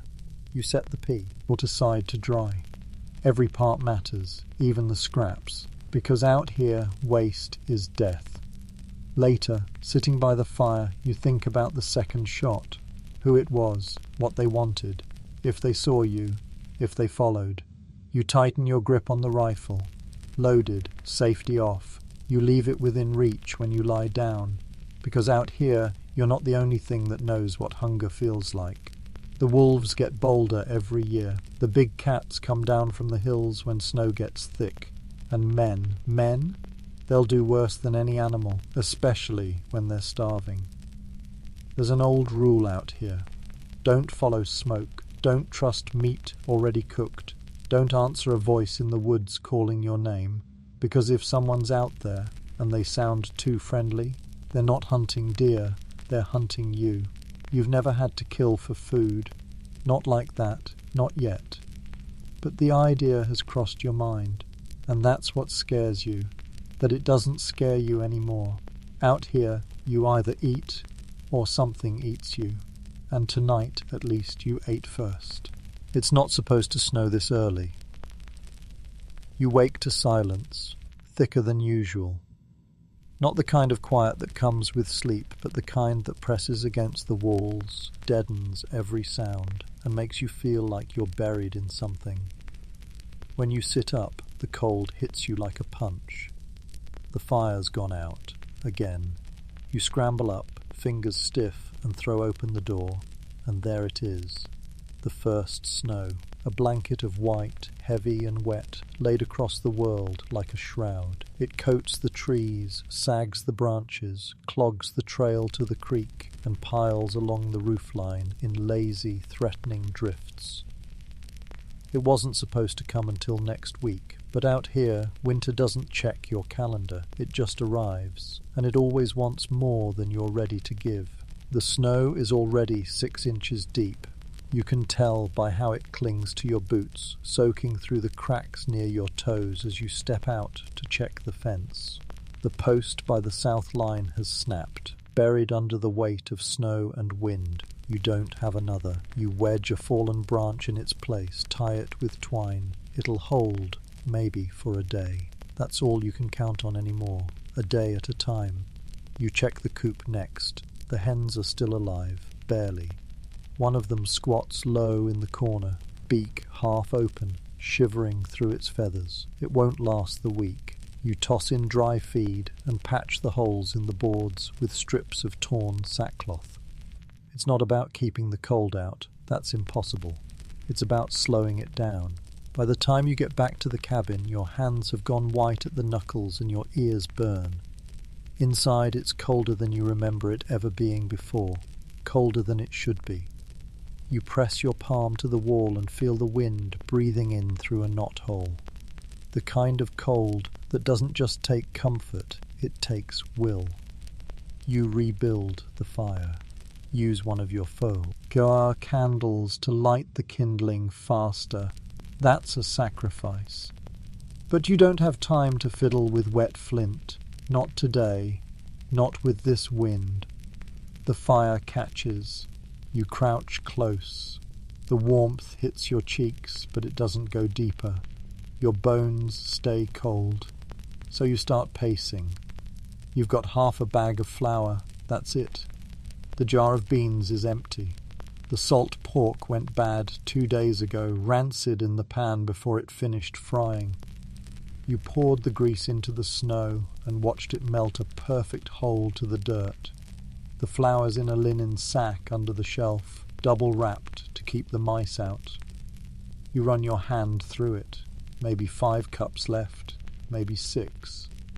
If you ration, if you stretch it with water and boil it thin, you could make it last 9 days. But that means no fuel for a fire. No warmth, no light, just paste and shivering.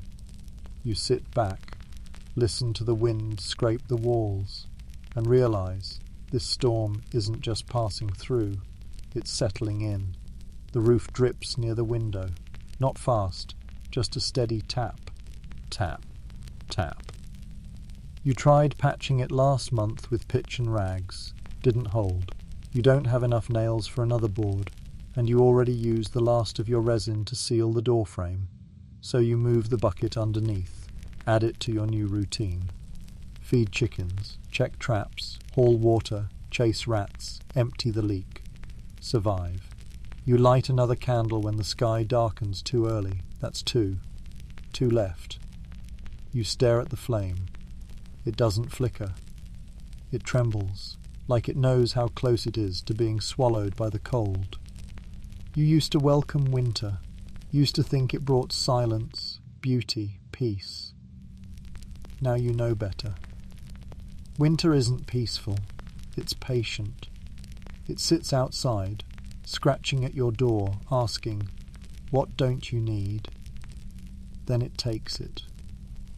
1 log at a time, 1 meal at a time, 1 part of you at a time.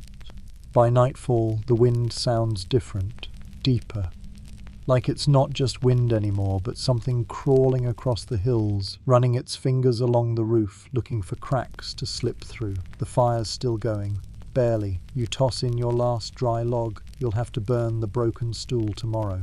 Then maybe the broom handle. You already burned the ladder. You don't need to reach high anymore. You wrap yourself in a blanket and lie down. You don't undress. You never do when it's this cold. Your boots stay on. Your coat too. Layers mean life, even when they smell like old sweat and wood smoke. You listen to the bucket near the window fill with slow drips. You count them like seconds, each one colder than the last. You don't sleep, not fully. You fade in and out, drift. Dream of summer days that never really existed. Sun on your skin, a meal that left you full. A room with warmth that didn't cost you half your soul. You wake up before dawn with your jaw clenched and your fingers numb. The fire's gone. The room is dark. You don't have a candle left to light. You get up, move, chop what's left, pull apart the stool, break it down with the back of the hatchet. Splinters fly. Your hands bleed from the cold. You don't stop. You feed the fire again. Watch it fight its way back to life. You sit beside it, knees tucked up, eyes stinging, and you whisper the same thing you whispered yesterday, and the day before that. Just make it through today. Because spring isn't a date on the calendar. Spring is a reward. And out here, not everyone gets one. She's up before the sun, always is. Long before the rooster stirs, before the frost melts off the window glass, she's already kneeling by the hearth, coaxing fire from what little she saved the night before. You can see her breath when she leans in, one hand shielding the flame, the other feeding it curls of pine shaving and bits of rag. Her fingers are cracked, nails black with soot and earth, the skin between her knuckles split and pink from cold. She doesn't notice anymore. The first pot goes on before she speaks. Oats, if there are any left, or flour paste, if not. The baby's already stirring in the cradle. One hand sticks out from the blanket, tiny and bare. She tucks it back in without looking. Then she stands and gets back to work, because work for her never stopped. You came by once, 3 winters ago, looking to trade. She offered you bread and fire and didn't ask your name until you were halfway through both. Her husband was gone then, still is. Some war or trail or ditch, doesn't matter. All that matters is he didn't come back and she didn't die waiting. She stayed, alone, just her, the child, the fire, the land, and work, always work. She carries the weight of 2 people, sometimes 3. She hauls water, she splits wood, she checks the traps, she washes cloth that freezes stiff on the line, then beats it back to life by the stove. She skins rabbits with hands that stitched bonnets once. She shovels manure from the barn floor. She lugs buckets of slop through the snow with a baby strapped to her hip. Out here there's no such thing as women's work. There's only work that needs doing, and death that waits if it's not. Childbirth, out here, is a coin toss. No midwife, no doctor, just a knife, a blanket, a pair of shaking hands. You've heard the stories, you've buried some of them. The bleeding doesn't stop, the baby doesn't breathe. Or worse, the baby does, and the mother doesn't. She told you about her first once, born in the dead of winter. Took 30 hours, screamed its first breath while she was still clutching the bedpost with her teeth. She delivered it herself, then cut the cord with a bone knife, then passed out in her own blood and woke up to nurse it. That's how she told it, like it was nothing, just another morning. She was 16 when she married, didn't know the man, just knew his hands were rough, his breath smelled like tobacco, and he didn't talk too much. Could have been worse, she said. He never hit her, never helped either. But back then, a woman didn't marry for love. She married because winter was coming, and 2 people could starve slower than one. She buried him 5 years later. Fever, or food gone bad, or something worse. She never says, doesn't matter now. What mattered was the shovel, the dirt, the silence afterward, and the work that never left. You asked her once if she ever thought of leaving. She looked at you for a long time, then said, and go where? Women out here don't get softer jobs. They get everything men do, plus the screaming, plus the nursing, plus the bleeding every month, while still hauling buckets and tending fields. They don't get to rest. They don't get to break down. If they break, things fall apart. So they don't. They hold it in their teeth, in their back, in the way they stir a pot after 10 hours on their feet, in the way they keep going when no one's watching. You once watched her carry a bucket of water with a sprained wrist, didn't flinch, didn't ask for help. She just switched hands and walked slower. The next day she churned butter and sewed a torn quilt and dug up parsnips from frozen ground. Her wrist turned black. Still, she worked.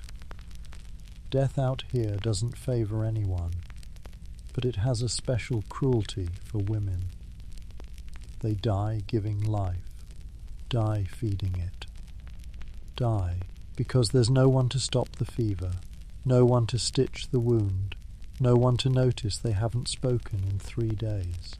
Sometimes she doesn't answer the door when you knock, so you let yourself in. Find her there, stirring a pot, hair pulled back, face pale, baby asleep nearby. You ask if she's all right. She says she's fine. You believe her, because what else is there? Once she broke down crying, not loud, just quiet, shoulders shaking while she kneaded dough. You pretended not to see it, because you knew she didn't want comfort. She just needed a moment, a breath. Then she wiped her face, put the bread in the fire, and asked if you wanted tea. You said yes. There are women who didn't make it. You see their homes when you travel, roofs caved in, cloth flapping in the wind, rocking chair still on the porch. No sign of struggle, just abandonment. They didn't scream for help. They just stopped waking up, and the world kept turning. She survives. That's her act of defiance. Every pot stirred, every diaper cleaned, every splinter pulled from her palm and patched with twine. She survives. Because the land says, "You're not enough," and she answers, "I'll outlast you anyway." The fire burns low again. She stirs the ashes with the poker, the same way she did yesterday and the day before, and every day since he died. She puts the baby down to sleep, tucks the blanket around its shoulders, then pours 2 cups of broth, one for you, one for her. You both drink slow, savouring the heat. She doesn't say much, she never does. But when you leave that night, you realise something. Out here, women don't just survive, they carry the whole damn frontier on their backs, and no one ever writes that down. You thought it would be a straight line, just 2 days' ride to Dry Hollow, pick up what you need and come back. You packed light, a rifle, some jerky, a tin flask of water, half a biscuit wrapped in wax paper, tied it all behind the saddle with a length of rope you don't quite trust. You didn't bring extra. You thought you wouldn't need it. That was the first mistake. The sun's just rising when you leave. The air is sharp. The road ahead is dust and scrub. You ride east, following the wagon trail between 2 ridge lines where the brush grows thick and thorns reach for your knees. The horse is steady but old. Bought it last winter from a rancher who swore it was trail broke. And maybe it was back then. Now it walks like every step is a negotiation, but it moves, and that's all you ask. The first 5 miles pass without trouble, quiet, almost peaceful. Then the wind changes, and the sky behind you darkens. You've seen storms before, but this one rolls indifferent, low and mean, fast-moving. You feel it before you see it, a shift in pressure, a crawling under your skin, like something's watching you from every direction at once. Then it hits. Dust, a wall of it. You throw your bandana over your face, tug your hat low, and lean into the saddle. The horse snorts, steps sideways. Visibility drops to nothing. Just wind and sand and the sound of your own heartbeat. You ride blind for a mile before it eases. When it clears, you've drifted off trail. The sun's now behind a veil of clouds, and you're not sure if you're still heading east. You check the compass. Needle spins. You curse softly. Backtrack. Try to find your way again. You spot a creek bed just before noon.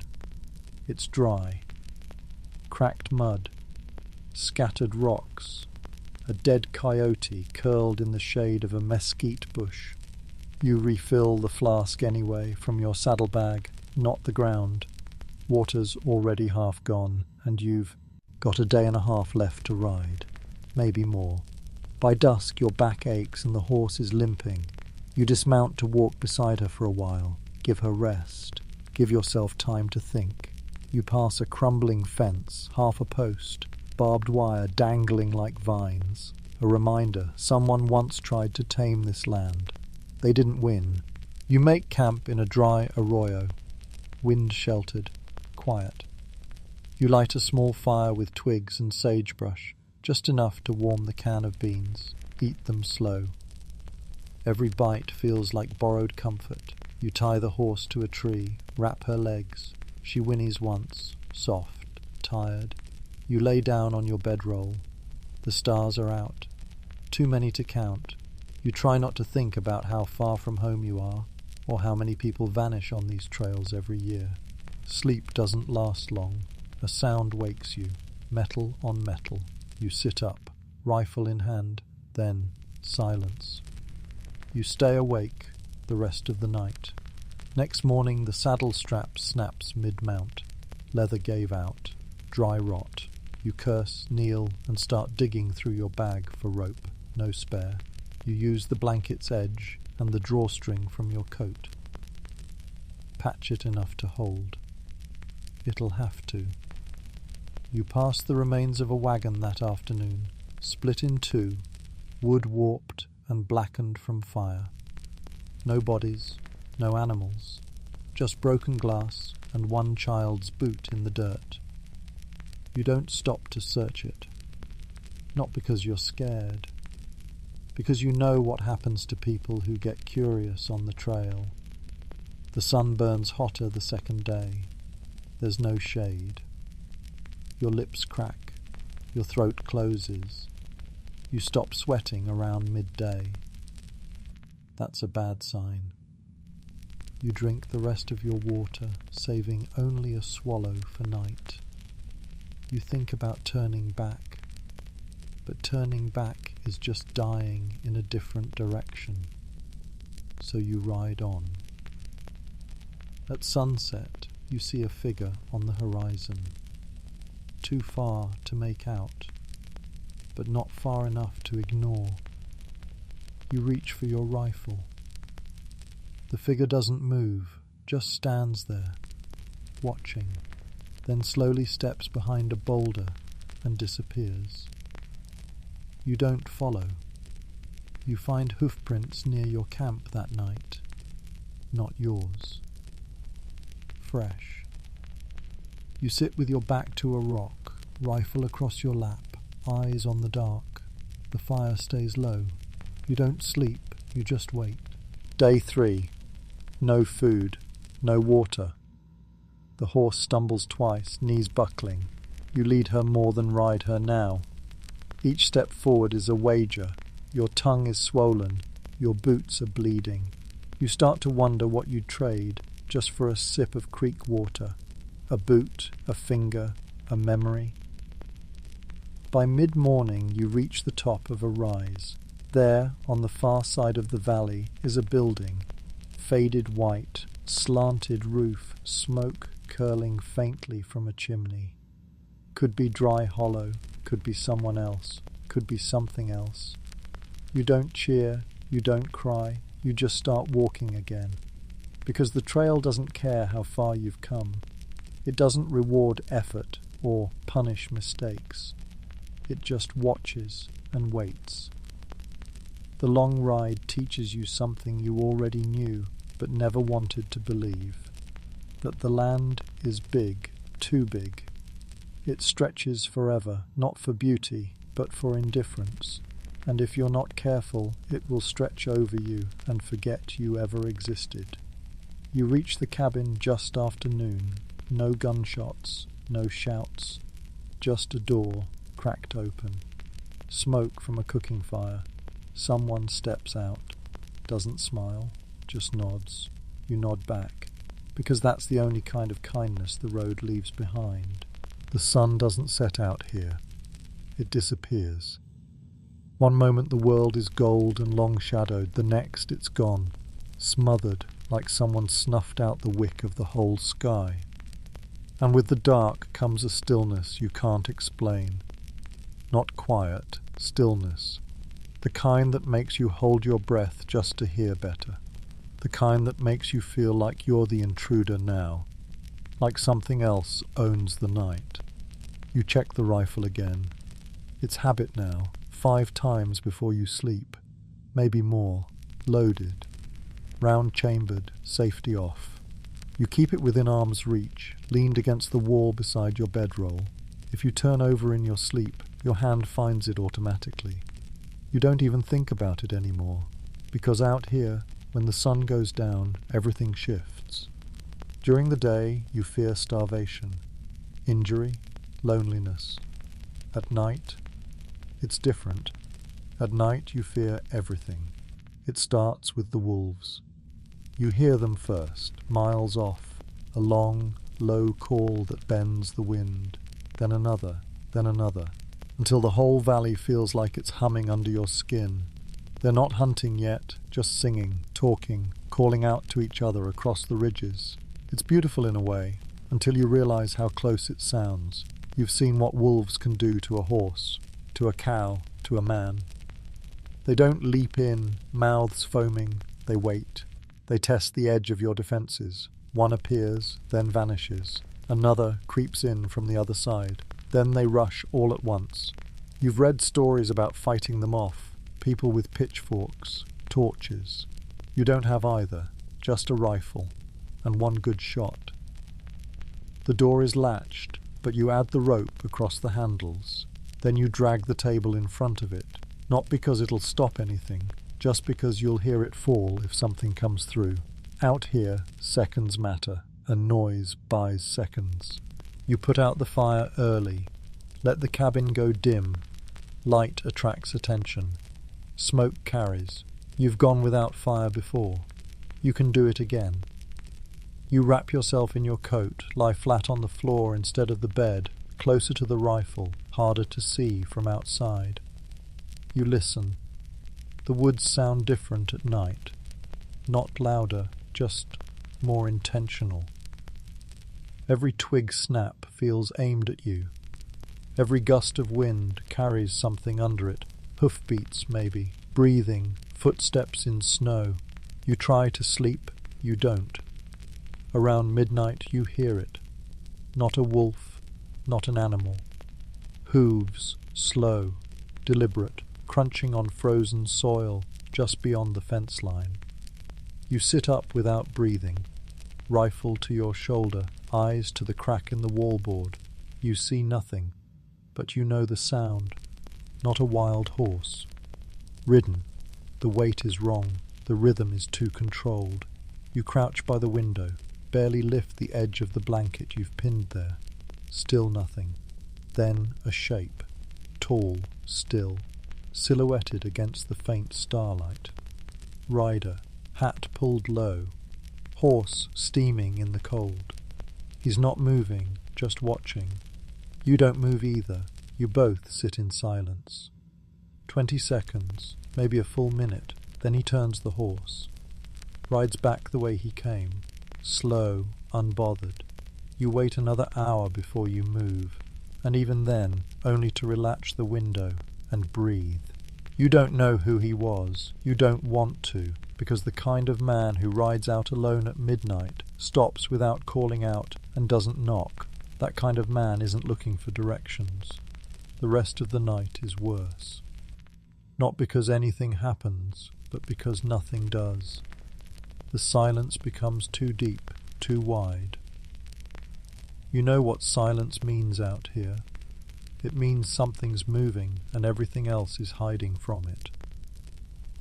You think about the travellers who never made it home, the ones they found with their throats torn open, 10 miles from town, or the ones they never found at all, just a burned cart, a scattered trail, a single boot. The mind plays tricks in the dark, you know that. You've lived alone long enough to understand the games your thoughts can play when you haven't slept.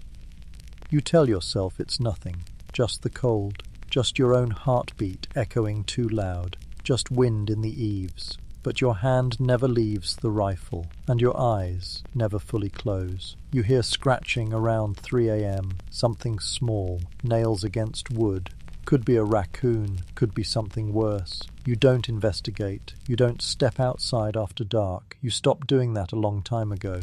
Dawn is slow. It doesn't break, just bleeds across the sky like a wound reluctantly reopening. You sit with your back against the door, shivering from more than just the cold. Your head throbs. Your mouth is dry. But you're alive. You step out into the frost. Check the snow around the cabin. No boot prints, no hoof marks. But you know what you heard. You always know. The night doesn't make noise for no reason. Out here, everything has intent and everything has hunger. You pour water from the kettle. It's ice. You set it near the fire, wait for it to melt. You drink it in one long pull, throat aching, then sit back, rifle still in hand, and tell yourself it was just an animal, just the wind, just a dream. You tell yourself the same thing you told yourself last time, and the time before that. Because lying is part of survival now, just like breathing, just like fear, just like keeping the fire low and the door locked until the sky turns blue again. Because out here, the night is not safe, and you know it never will be. It was just a splinter, a sliver of pine from the chopping stump caught under your glove when you split firewood yesterday. You didn't notice until evening. Your hand brushed something and the pain bloomed, sharp and sudden. You didn't think much of it. Not then, just another ache in a body already full of them. You dug it out with the point of your knife, wiped the blood on your coat, wrapped it in cloth and went to sleep. That was yesterday. This morning your fingers are stiff, and your hand looks wrong. The swelling starts at the knuckle and works its way down. The skin is red, tense, hot to the touch. You flex your hand and feel the pressure building inside it like something pushing back. You unwrap the bandage. It smells sour. There's pus in the cut, thick and pale and clinging to the cloth. You rinse it with boiled water, jaw tight. You've seen wounds like this before, and you know how they end. Out here there's no doctor you can trust, not for something like this. You're a day's ride from town, and even if you got there, what would they do? Bleed you. Pour turpentine into the wound, or take the hand off completely. You saw it happen once, back when you first arrived. A boy scraped his leg on a wagon axle, got hot, swollen, purple. The doctor waited too long. By the time they cut, the rot had already climbed past his knee. He didn't last the week. You sit by the fire and roll up your sleeve. The infection hasn't spread past your wrist yet. You still have time. Maybe. But time doesn't mean what it used to. Not out here. Now it's just the space between hurting and dying. You gather what you have. A tin of carbolic acid, nearly dry. A strip of clean cloth. A needle boiled in water. And your knife, because if it comes to it, you'll have to dig again. Not just a splinter this time, but whatever came in with it. You pour the acid straight into the wound. The pain lights up your arm like fire racing a fuse. You bite down on your sleeve and breathe through your nose. The smell is worse than the pain. It reeks of rot. You press the cloth into it, hard, hold, wait, then wrap it tight. You'll need to keep it clean, keep it dry, keep it elevated, and most of all, keep it from getting worse. Because if it starts climbing up your arm, you won't make it. You think about what caused it, that stump, that blade. But it's not just the wood, not just the tool, it's everything. The dirt, the ash, the animal droppings near the coop, the stagnant puddles under the eaves. You live in filth, and the filth waits. It bides its time, and the moment you bleed, it moves in. Your body used to be strong. You could work all day and barely feel it. Now your immune system is just another thing wearing thin. You're always cold, always tired. Your bones ache. Your skin bruises easy. And your hand, your good hand, is losing colour by the hour. By late afternoon, you can't grip a cup. You cradle it with your left, drinking slow, dribbling down your chin. You think about tying the hand to your chest, immobilize it, force it to heal. But that means giving up work.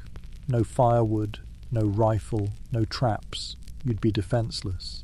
And defenseless is death. You try to clean again before dark. Boil water. Tear strips from your only clean shirt.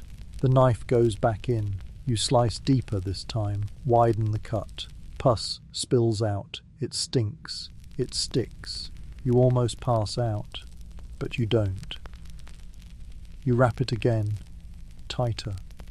This time your whole arm pulses with heat. The fever comes in the night. You wake shaking. blanket soaked. You stoke the fire with your left hand, add every last scrap of wood you've got.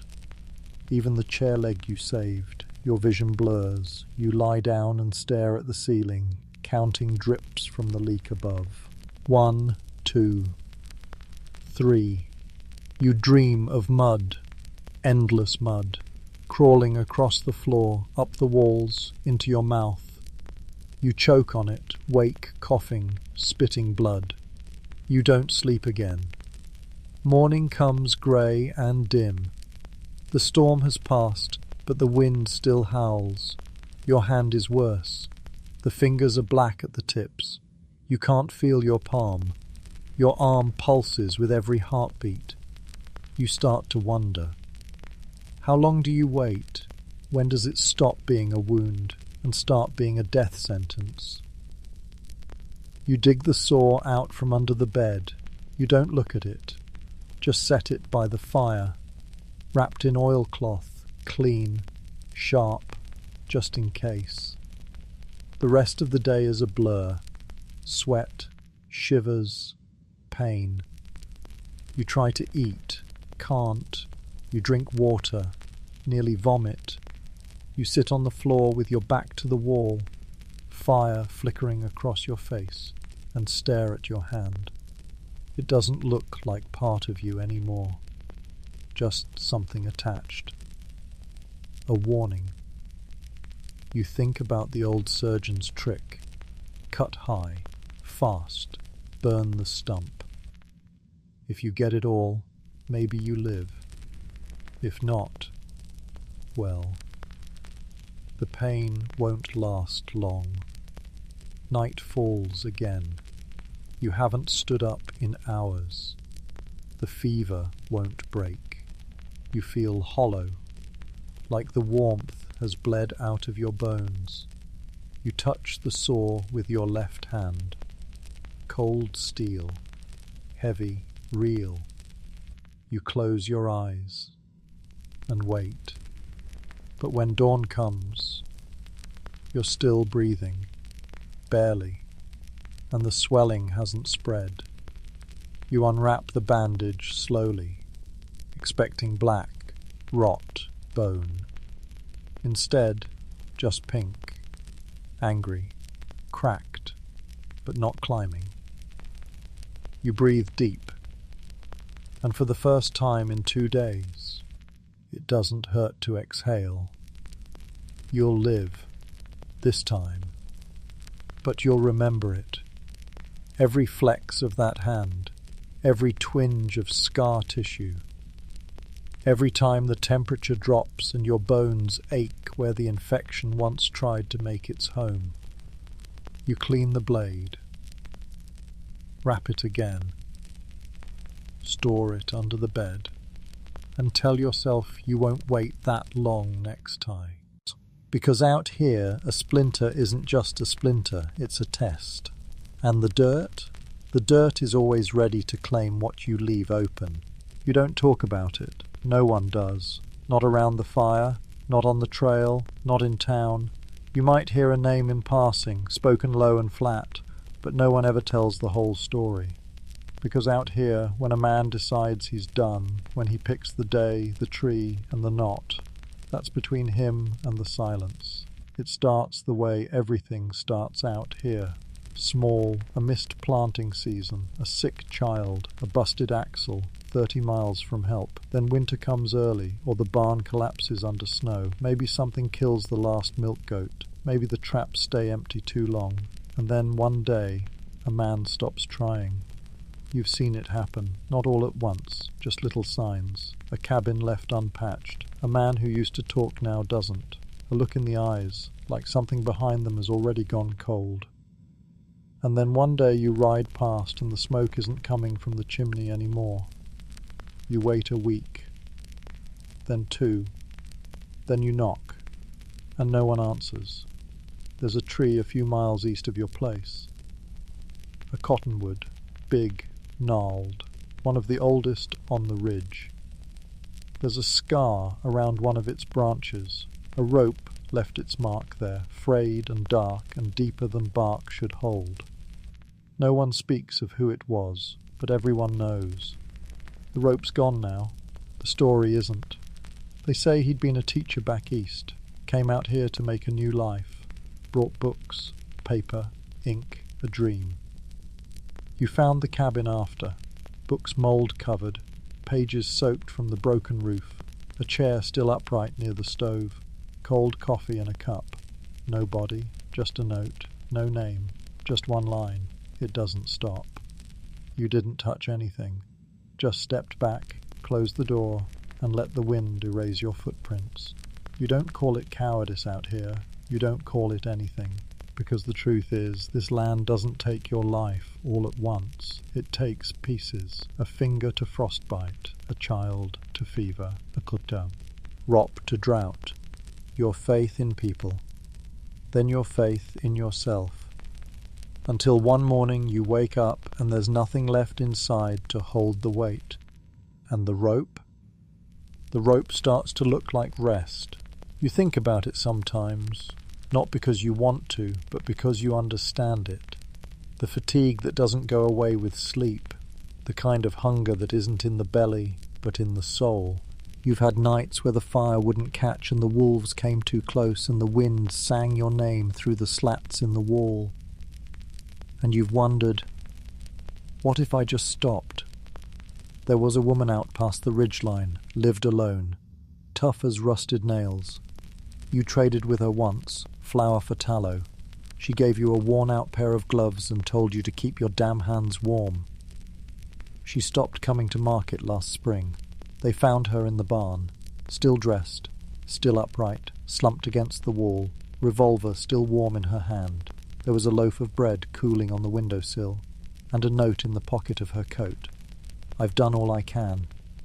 The sheriff, what passes for one, didn't mark it down. Called it natural causes, because the land is the cause. It just doesn't leave fingerprints. You keep a rope in your shed, you don't hang it on the wall, you coil it, tuck it under the boards. Not because you'll use it, but because you don't want to see it. Some days, even seeing it feels like giving up an inch. And out here, an inch is all the dark needs. You remember the neighbour who left, packed a wagon, didn't say goodbye, just rolled down the path one morning with everything he owned and never came back. You think he made it east. You hope so. But sometimes, when the wind is just right, you think you hear something out in the woods at night, not a wolf, not a man, just something gone. You try to keep busy, that's the trick. Routine, get up, boil water, fix something, even if it doesn't need fixing. Sweep the floor, stack wood, tend the coop. Eat, sleep, repeat. If the land takes your thoughts, you give it your body in return. You move, you work, you survive. Because survival is momentum. And once it stops, the rope's not far behind. One winter, snow trapped you inside for 6 days. No firewood, no way to open the door without burying yourself. You likatan. Lived off melted snow and half a jar of cabbage. You burned a table leg, then the shelf, then the straw mattress. By the time the storm cleared, your eyes weren't focusing right. You don't remember all of it, just the sound of your own voice, mumbling. Not words, just noise, trying to remind yourself you were still alive, trying to drown out the whisper in your head that said it would be easy. But you didn't. You made it out. You chopped more wood, caught a rabbit, repaired the roof. Life crept back in, slow but steady. Now when you ride past that cottonwood, you don't look at the scar, you look at the roots, deep, buried, surviving. You remind yourself, not everyone breaks. Some people bend, some people hold, some people make it to spring, and the others? You don't call them cowards, you call them gone, and then you go home. Light the fire, boil water, patch your gloves, and whisper to yourself, not today. You don't lock the door at night because you're scared of strangers. You lock it because you know who lives 2 valleys over. He's not a bad man, not yet, but you've seen the way he looks when the market runs dry, when the roads are too frozen for trade, when he holds out his hands to barter and there's nothing in them but empty promises and bloodshot eyes. You traded with him just last week, a sack of cracked corn for some cured goat meat. You weighed the meat yourself, short by a full pound. He smiled like it was a mistake. You didn't argue. You didn't want to see what his smile looked like when it stopped trying. People change when they get hungry. Not all at once. First, they ask for things they wouldn't before. Extra rations, favours, your last 2 bullets. Then they show up unannounced. Then they stop knocking. Then one night, your coupe door's swinging open, and a hen's gone, and the tracks out front match boots you've seen 100 times before. And you realise your neighbours are watching you. Not to see if you're okay, but to see if you're weak. There's a family to the south, 4 of them, a mother, 2 sons, a cousin who came west and never left. You used to help them build fence, share coffee over fire. You remember when the youngest boy gave you a wild flower and said it was for luck. That was 2 years ago. They stopped waving last spring. Now when you pass their homestead, no one comes to the porch. No one even looks up. You noticed the axe by the door last time, not leaning, standing, just like yours. You keep your tools inside now. You used to leave them by the shed, then the hammer disappeared, then your only good file. Now everything with weight or edge gets locked in the chest, by the hearth, just in case. You caught a man once trying your fence line. He said he was lost, said he was looking for a missing goat. You said goats don't walk in straight T-lines through other people's fields. He smiled, apologized, tipped his hat, left slow, too slow. You followed him 1/2 mile with your rifle aimed at his back, didn't say a word. He never came back, but you still find prints in the snow sometimes, just a little too close to your back door. Last winter, the widow downriver had her barn burned to the ground. No one confessed. No one asked questions. The rumour was she'd found gold in the streambed and bragged too loud in town. The real story: she refused to trade away her flower. A week later, 3 men rode through, drunk and angry. The barn went up that night. Her horse was gone. Her dog, too. You saw her a week after it happened. She smiled when she handed you the last of her candles. Said she had no use for them anymore. You haven't seen her since. The frontier isn't lawless. It just has different laws. Laws like, don't have more than you can defend, don't say no too many times, and never let them think you sleep deep. You sleep light now. One ear always tuned for boots on gravel, one eye half open when the wind dies and the cabin goes too quiet. Because silence can mean cold, or it can mean someone's already inside. You buried a pistol beneath the floorboard near the table. You don't plan on using it, but you keep it oiled, just in case. You keep notes on the neighbours, not written, just mental. Who's got chickens left? Who's still splitting wood? Who hasn't been to town in 3 weeks? It's not spying, it's survival. Because desperation doesn't send warning letters. It shows up with a knife and a story. And if you're not ready for it, you become it. You remember when it felt different. When you first arrived, neighbours meant help. Borrowed tools, shared meals, fence parties. Back then, the worst they asked for was a shovel or strong hands. Now they ask how long since your last hunt, how many traps you've set.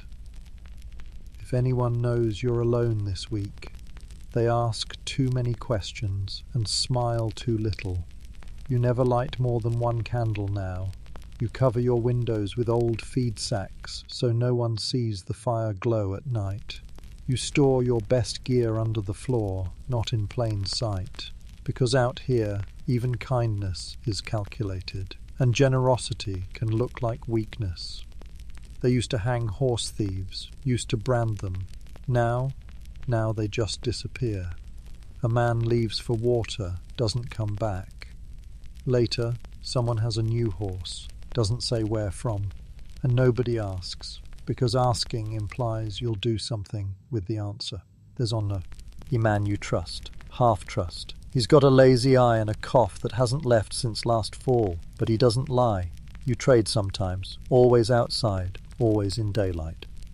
You keep the conversations short, not because you don't like him, but because liking someone doesn't make them less dangerous. It just makes you more likely to hesitate. One morning, you find a rabbit snare cut clean. The wire's missing. You don't say anything. You just reset it with a spare and hang a strip of cloth above it, white with a red thread sewn in. Not a threat, a warning. They'll know what it means. And if they don't, you're prepared to explain. Because out here you don't call the sheriff. You don't file complaints. You don't post signs. You just make it clear you will not be an easy target. Some nights you wonder what it would take for you to turn, if your food ran out, if the fever came back, if someone else had firewood and your stove went cold. You tell yourself it'd never happen, but you know the truth. Everyone's got a line. The land just makes sure you walk right up to it. Until then, you play the role. You nod when you pass someone on the trail. You tip your hat in town. You say stay warm and ride safe. But your hand never leaves the grip of your rifle. And when you turn away, you don't forget to check your back. Out here, you don't wait for war. You prepare for betrayal. And your neighbours, they might smile today, but if the weather turns and the food runs low, they'll come for what you have. Not out of hate, out of hunger, out of cold, out of fear. And you'll have to decide. Will you feed them, warn them, shoot them, or all three? Because out here, neighbour is just a word. Survivor is the only title that matters. And staying alive, that's not kindness, that's caution. It doesn't start with thunder, not this time. It starts with stillness, too still. The birds stop singing, the wind stops blowing, the air presses in, hot and heavy, like it's holding its breath. You step outside with the axe still in your hand, and you know. The sky doesn't look right, too green, too low. Clouds hang like curtains of smoke rippling just above the treetops. You've seen this once before. 3 years ago, near the edge of town, a funnel came down and ripped the roof off the blacksmith's shop, through the bellows 100 yards, tore fence posts out like teeth. No warning, just wind, then ruin. You drop the axe, run to the barn, your boots sink into mud with every step, the ground suddenly soft, too fast, like it knows something you don't. You pull the stall door open and grab the mule's reins. She doesn't want to move. She feels it too. You drag her out by force, lead her toward the root cellar, half dragging, half shouting, wind starting to rise behind your words. She bucks once. You don't have time for a second. You shove the cellar door open and lead her in. Barely enough space. You tie her off at the far end, next to the old root baskets and the jar rack that's mostly empty now. Then you run back out, back toward the house. There's no time. Inside, you grab what matters. The rifle, the last jar of beans, a flask of water, your coat, still damp from yesterday's rain. You throw it all into a sack and bolt the cabin door behind you. Pointless, maybe. But it's something. You're halfway back to the cellar when it hits.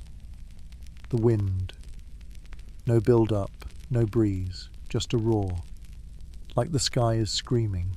You duck instinctively, drop to a crouch, and the sound rolls over you, louder than anything you've ever heard. Not thunder, not wind, just force. Pushing, tearing, coming for everything. You don't run anymore, you crawl, pulling yourself along the muddy path by your elbows, sack slung over your back.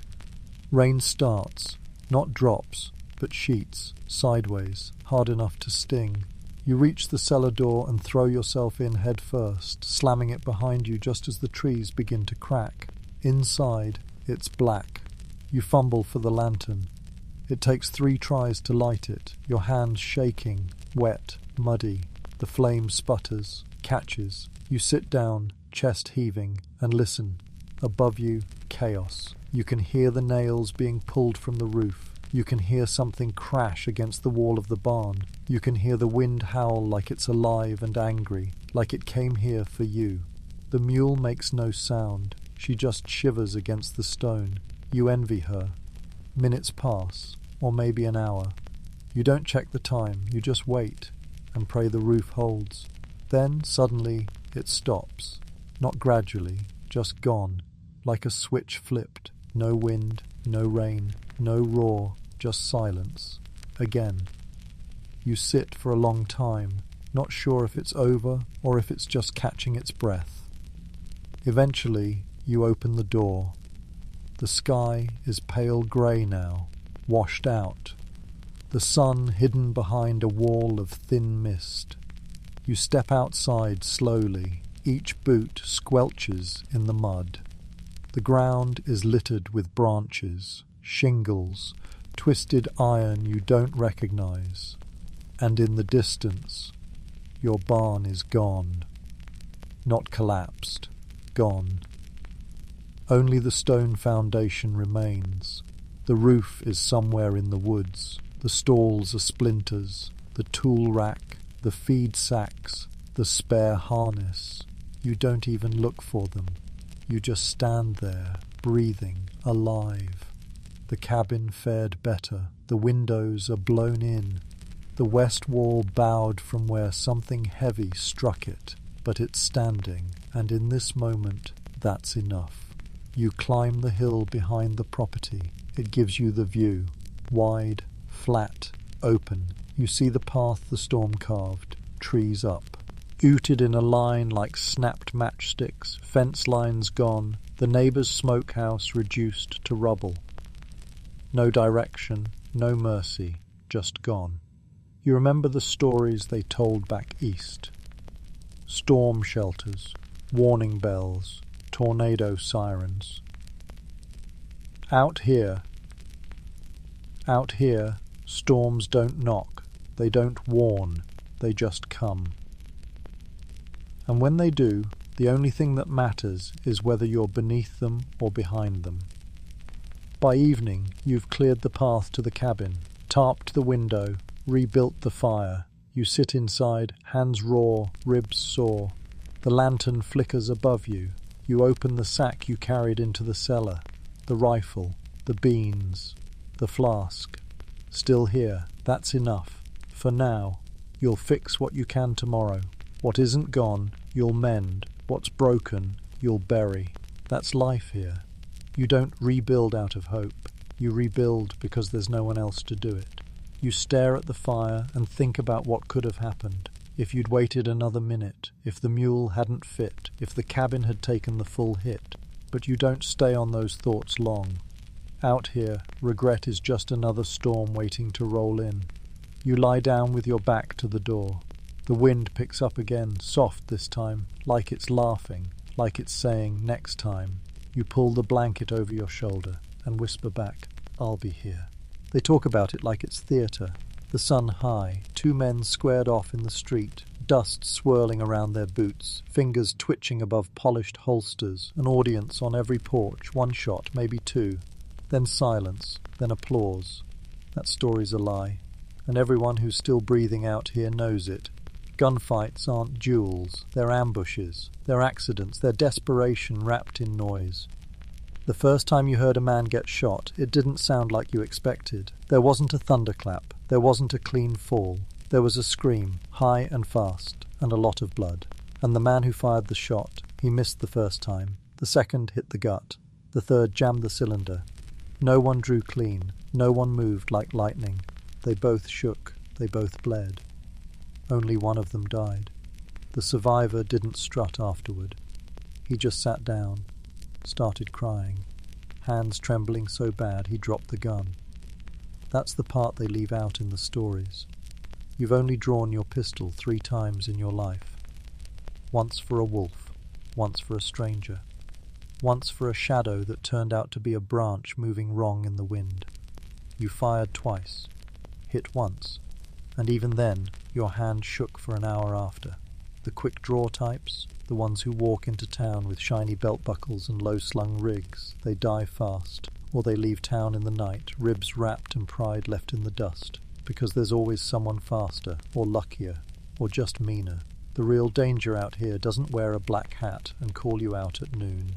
He waits, behind the corral, behind a rock, behind your own fear. He doesn't care about honor or showdowns or glory. He just wants to make sure you don't stand up again. You remember one time in town, early spring. Two men arguing outside the saloon. One bumped the other's shoulder, heard the word draw, then a bottle shattered against Taggy Bartos. He ground, and both men reached. Nobody fired. One slipped in the mud, the other dropped his gun. The fight turned into fists, then knives, then screams. The man who won? He limped for 2 weeks and couldn't close his left hand afterward. That's what victory looks like out here. You've heard the stories, Wild Bill, Jesse James, Clay Allison, men who supposedly never missed, men who walked out of 20 gunfights with not a scratch. Maybe they existed, or maybe they just had someone who lived long enough to write the story for them. Your revolver's clean, but not fancy. Wood grip, 6-shot, reliable. You keep it wrapped in oiled cloth under the bed, or under your coat, depending on the week. You don't wear it in a display holster, you don't spin it around your finger. You don't practice tricks. You practice loading it. Fast, blind, one-handed, if needed. You practice keeping your breath calm while the hammer's back. That's what gets you home. Not style. Sense. Out here, the people who brag about killing are usually lying, and the ones who really have, they change. You see it in their eyes, like they're not all the way in the room anymore. Part of them is still on the ground next to the man they dropped, and that part doesn't come back. A local boy once asked if you'd ever shot someone. You didn't answer, didn't lie, didn't explain, just looked at him until he stopped asking. That silence says more than a story ever could. Because if you're lucky enough to live through a gunfight, you won't want to remember it. You'll just want to wash your hands and hope no one else comes looking. There's a hole in the saloon floor in town, a bullet mark. The wood is splintered and black around the edges, patched badly with old nails and spit polish. Nobody fixes it proper, because it's a reminder, not of the man who died, but of how easy it was, how fast things change, how thin the air gets when someone raises their voice and too many hands go to their belt at once. You've sat in rooms like that, tense, tight, the kind of quiet that doesn't feel calm, just held, waiting, like lightning between clouds. One wrong word and someone's pulling iron, and after that, it's not about aim, it's about luck, and who flinches first. There's a story in town about a man who shot himself drawing too fast, slipped the hammer, put a hole in his thigh and bled out before the doc made it from 2 buildings away. They still talk about how fast he was, not how he died with his gun still in his hand. You try not to think about it much, but sometimes when the wind is too quiet and the moon's too bright, you sit with the revolver on your knee and remember. Not names, not faces, just the sound. That sharp crack, that instant after, when nobody breathes, and then chaos. Not honor, not glory, just confusion and screaming and silence after. You keep your aim sharp. You keep your pistol dry, but you pray every day you never have to use it. Not because you're afraid of dying, but because you're afraid of surviving. Because out here, the only thing worse than getting shot is being the one who walks away. You don't go to the saloon for fun. You go because you're cold, because your boots are soaked through, because your fingers don't bend right from gripping the reins too long, and your throat is raw from the wind, and you're hoping, just hoping, you can trade a coin for a little heat and maybe half a drink that tastes like it came from this side of hell. You step through the swinging doors, and everything inside stops moving. The saloon's never silent, Not really. There's always a piano with 3 broken keys being pounded by a man too drunk to know the difference. Always boots scuffing the floor. Always the low murmur of people trying not to be noticed. But when a stranger walks in, the room tilts just a little. Conversations dip. Glasses stop mid-air. Every man who's lost a hand of cards or a brother to a debt lifts his eyes and measures you. How tired you look, how armed you are, how easily you might fold. The barkeep doesn't smile. He just jerks his chin toward the back, where the fire burns low and a few tables sit empty. You nod. Move slow. Keep your coat open enough to show the pistol at your side, but not enough to look eager. You sit down and wait. The girl who brings your drink doesn't ask what you want. She just sets it down and walks off. It's brown, bitter, might be whiskey, might be turpentine. You sip it slow, tongue already numb by the second swallow. That's the thing about saloons. They sell comfort, but only if you're willing to trade for it. And out here, everything is trade. You watch the room, 3 men at the far table. Cards in hand, boots kicked up like they own the place. One of them keeps glancing at you. You glance back, just once. Enough to say, not tonight. But that's the problem with saloons. They're always someone's last night. The fire crackles low behind you. It doesn't warm the room. It just reminds you what you don't have. Tea. He man beside you laughs too loud, slams his glass down. Someone mutters something. Another man stands. You don't turn around. You've learned to stay out of other people's fights, because in a place like this, there's no such thing as a fair one. You sip again. Feel it burn down. Your hand rests near your belt, not on your gun, just close enough to count. The man who kept glancing at you finally stands, walks over.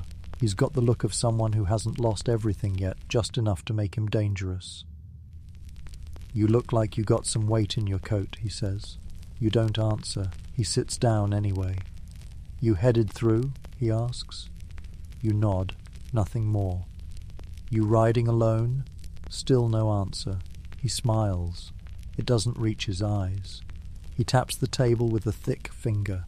How about a game, then? You shake your head. Not tonight. He frowns, like that was the wrong answer. Suit yourself. He gets up, walks away. But the air doesn't settle. You finish your drink. Stand. Half the room watches. You walk to the bar, put down 2 coins, more than the drink cost. That's not a mistake. That's insurance. The barkeep nods, like he knows exactly what you just bought. You turn for the door, and that's when it happens. A boot in your path, a hand on your shoulder. You don't turn around, just shift your weight. Then the blow comes. Hard, jaw first. You taste copper. You don't fall. You swing. Catch ribs, not face. That's fine. You feel the crack. He yells. Someone laughs. Someone else shouts. Then the whole place erupts. Fists, boots, tables crashing. The piano man stops playing. Cards scatter. Your back hits the floor and a second man jumps on top, grabbing for your coat. You elbow hard. Teeth connect. You hear a shout. You smell blood. You roll. Reach your feet. Someone's coming from behind. You grab the bottle off the table and swing it back. It shatters. He drops. You don't wait. You run. Out the door. Into the cold. Onto the street, where horses whinny in protest and snow spits sideways across the mud. You don't look back. You just run. You make it 3 blocks before you stop. Lean against a post. Breathe. One tooth loose. Lip split. Ribs bruised. Pockets empty. That's the truth of it. You walked in looking for warmth. You left with a blooded mouth and nothing to show for it. And that saloon, it keeps going, like it always does. Like it didn't just chew you up and spit you back out into the dirt, because it doesn't care. Saloons are traps. They promise rest. But out here, rest is weakness, and weakness is prey. You ride out an hour later, saddle aching, jaw throbbing, no food, no money, but alive. And out here, that's the best deal you're gonna get. Next time, you won't go in, no matter how cold it is, no matter how empty your flask gets. Because once you've been inside, you know, the saloon doesn't warm you, it tests you. And if you fail, you don't get to leave. There's a sheriff, somewhere.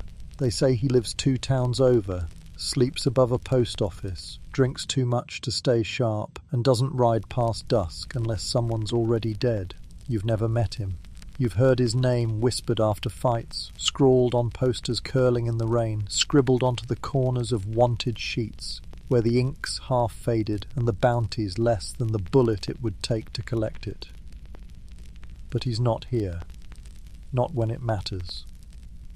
Not when it's late, and 2 men are arguing over a fence line and one of them's already reaching for iron.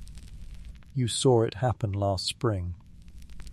A drifter and a ranch hand locked eyes outside the blacksmith's. No law was called. No mediator stepped between them. They circled once, quiet, tense, breath white in the cold. Then a crowd formed, and the law stood still, watching, waiting. They shouted at each other for maybe a minute. Then the ranch hand swung. The drifter fell. Nobody helped him up. No one stopped the kicks that followed. You stood at the edge of the crowd, arms crossed, not moving, because the law out here isn't justice, it's momentum. Once a crowd picks a side, it doesn't slow down. It doesn't weigh right or wrong. It just rolls and crushes. They dragged the drifter behind the stables. He was still breathing when they started. You didn't go look. No one did. The next morning, the sheriff still hadn't come. He never would. That's the kind of law that lives out here. Not blind, just conveniently absent. If you get shot, you bleed. If you get robbed, you count your losses. If someone steals your horse, you better find them before sundown, or forget the whole thing. Because once night falls, the story changes. And no one remembers what side you were on. They hung a man 2 winters ago, accused of stealing jerky and 2 bullets. No trial, no name, just a rope and a branch and the sound of boots kicking in the snow. Some said he was guilty, some said he wasn't. All anyone really remembered was that he was poor. They carved thief into the post near the saloon after that. No one paints over it. It's part of the decor now. The last time someone asked for the sheriff, it was a woman. She'd been beaten, face split, one arm broken. She staggered into town holding a blanket over her ribs and said the man who did it was still in her cabin. She asked for help. The storekeep shrugged. "Don't know who's right, ma'am." That was the end of it. By the time someone did ride for the law, the cabin was burned. Nothing left but ash and guessing. Truth is, you could shoot a man out here, and, if you had the right friends and the right words, they'd say it was justified. Say he reached first. Say he owed you. Say he trespassed. Say anything. And the crowd will nod, because they want to go back to their drink, their poker hand, their routine. Justice. That's someone else's job. But there is another kind of law. Not on paper, not in office, in the people, in the way they talk or don't, in the way they stare when you walk too slow near their property line, in the way a chair gets tipped against the saloon door when you've worn out your welcome. That's the law that matters, not who's right, not who's guilty, but who people believe. You once watched a man lose everything because the town turned on him. Didn't even commit a crime. He just kept to himself, didn't drink, didn't shake hands, didn't laugh at the jokes. One day his shed caught fire, then his well got poisoned. Then he vanished. No one asked questions. You knew better. You didn't ask either. Out here, truth is what the loudest person says twice. And law is whatever the rest decide not to argue with. You keep your head down in town. You don't raise your voice. You don't wave your hands. You don't stare too long or stand too tall. Because attention is dangerous. Out here, justice doesn't protect you. It points at you. And once the pointing starts, there's no trial, just consequences. They tell stories about lawmen with fast hands and clean coats, riding in to settle disputes, lay down order, clean up the streets. That might have happened somewhere, not here. Here, the sheriff's badge is pinned to whoever still has bullets and enough respect to raise their voice first. You saw it once, when the butcher caught a thief in his shed, didn't beat him, didn't tie him up. He just brought the man outside, tossed him into the dust and said, "What do we do?" No one answered. Then someone said, "Cut his hand." Another said, "Let him go." A third said, "Let the pigs sort it." Nobody laughed. They waited. And the butcher? He just picked the one that got the loudest nod. That's what passes for trial. That's what passes for mercy. You learned young, don't call for help unless you've already done what needs doing. Don't say, "Someone should stop this." Be the someone or walk away. There's no third option. The law might still live on paper somewhere east. But out here, it's dust and rumour. A badge no one wears, a name no one calls, a ghost you don't dare wait for. You walk into town only when you have to. You speak only when spoken to. And if someone asks you to take sides, you take the quiet one, because silence is the only law that won't hang you. You ride home before nightfall, always, because once the sun dips, the town changes shape. It doesn't get louder, it gets looser. The rules unravel, and justice, if it ever walked in, walks out again with the wind. You check your door lock 3 times before bed. You sleep with the pistol near your boots. And you don't call the sheriff, not because you don't believe in law, but because you know. Out here, the law doesn't ride in. It's just another name on a wanted poster. And you survive by staying off it. She was coughing by sundown. Not hard, just a dry hitch in her throat that came and went while she lay swaddled near the fire. You thought it was the cold, maybe something in the air, or the way the draught from the door blew across the floor. You shifted the blanket, moved her closer to the hearth. That was all you could do. By midnight, her skin was hot. Her breath came shallow and quick. Her face flushed red beneath the dirt-smeared cheeks, and her lips began to crack. You boiled water, soaked cloth, held it to her brow. You rocked her. You hummed. You whispered her name the way you used to when the storms scared her. She didn't respond, just shivered, eyes half-lidded. You've seen fever before. It takes fast. It doesn't wait for help to arrive or for morning to come. It doesn't pause for prayers or potions or promises. It takes what it wants, and by the time you notice it, it's already too late. You remember when she was born, out here, in the cabin, in the dead of night. The wind rattled the shutters. The fire barely held. You had a pot of water, 2 clean rags, and no one else. She came in a scream and a rush of blood, and the kind of silence that makes you forget how to breathe. You slapped her back, and she cried. You held her, shaking and soaked in sweat, and thought, maybe we'll make it. You fed her goat's milk, wrapped her in old shirts, taught her to sit on the stump while you chopped wood. She used to reach for the axe handle with tiny fingers, used to chase the chickens barefoot, used to fall asleep curled beside the hearth, curled like a kitten. Used to. Now her skin is cold and hot at the same time. Her fingers twitch, but they don't grab. And her breathing is slowing. You hold her through the night, your coat wrapped around both of you. The kettle hisses on the fire. The cloths cool too fast. You keep boiling more, keep wiping. Her brow. Keep praying to whatever's listening, even though you know nothing is.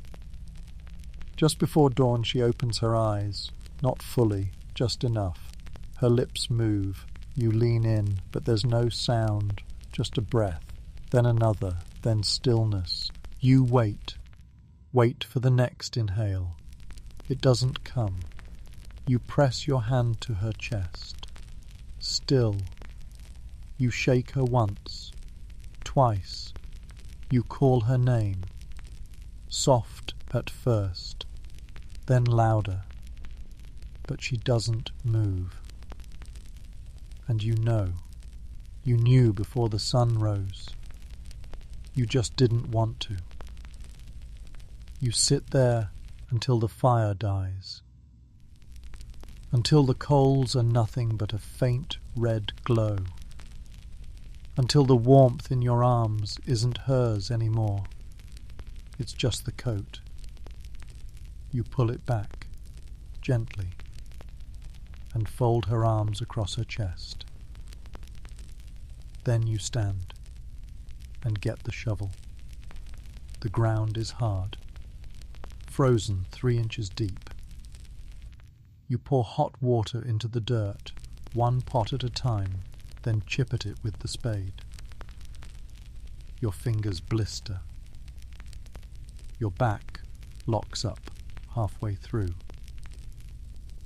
But you don't stop. Because there's no one else to do this. And the longer she stays inside, the harder it will become. You find a spot behind the cabin, near the small rise where the wildflowers grow in spring. You dig as deep as you can, not enough, but as much as the ground allows. Then you lay her down, wrapped in the old quilt, the one you made from scraps the winter she was born. You press a flat stone over her chest, whisper her name again, then cover her. One handful of dirt at a time. You don't mark the grave, not yet, not today. You can't, not because you'll forget, but because it still doesn't feel real. You go back inside. The cabin feels different now, smaller, too quiet. You see her cup near the shelf, her boots by the door. The doll she carved with you, missing one arm, still sitting in the corner. You sit down and don't move for a long time. Out here, grief doesn't get ceremony. There's no priest, no procession, no black coats or polished wood, just a shovel and silence. And the fire you let go out. You try to eat that night. You can't. You sip water and stare at the wall. The coals burn low again. You let them. The next morning you wake cold. You must. By instinct, water, wood, coop, but your chest feels hollow, like something's been scooped out and forgotten. You don't speak, you don't cry, you just work. Because if you stop, you'll sink, and you can't afford to sink, not yet. You patch the roof, you sharpen the blade, you boil more water even though there's no one to give it to. Your hands don't shake, but your heart does. You finally mark the grave 2 days later. Just a wooden board, no name, just a line, carved with your knife. You don't need more, you'll always know. A neighbour rides past, sees the board, sees your face, doesn't ask, just tips his hat, rides on. That's how we grieve out here, from a distance. You still hear her sometimes. In the rustle of the wind against the shutter, in the knock of a cup falling in the night. In your dreams, where she's barefoot again, laughing, holding a chicken, asking if the snow's going to stick. You wake up and she's gone again, and the stove is cold, and the quilt is folded by the door. They say the land is harsh, but it's not the cold that breaks you, not the work. It's this. The loss, the kind that doesn't scream, doesn't rage, just stays, like a shadow you can't shake. You keep going, because there's nothing else to do. You split wood, you boil water, You feed the chickens, you sleep, you wake, you go outside, you pass the grave, every day, and every day you whisper, I'm still here. Some nights you think about leaving, just saddling up, turning east and riding until the land starts looking like it remembers kindness again. No more dry winters, no more broken shingles and empty traps, no more blood under your nails from digging graves that shouldn't have been dug. Just roads and trees, and maybe, if you're lucky, a place where people speak softer and sleep longer. A place where nobody remembers your name or the things you had to do to stay alive. You don't talk about it. You don't write it down. But sometimes, while the fire flickers low and the wind slips through the cracks in the wall, you lie on your back and let your mind go east. Back to where the rivers run wide and the stores stay full. Back to porches that don't lean. Back to a time before the land twisted you into what you are now. You used to know comfort. Used to sleep in a real bed, with sheets washed more than once a season. Used to wake up to smell, not cold. Used to know what it felt like to hear laughter and not assume someone was about to get hurt. But that was before. Before the war. Before the trail, before the wind carried names away faster than you could learn them. You could leave, you know the trail, you know what to pack. You've got just enough supplies if you ration tight and don't run into trouble, which you will. Because this land doesn't let go easy, it holds on. Even to the ones trying to forget. You remember the last man who tried. His name was Elias. He packed a wagon, hitched his mule, said he was headed east to see a cousin in Chicago. He left at sunrise. By nightfall, the storm hit.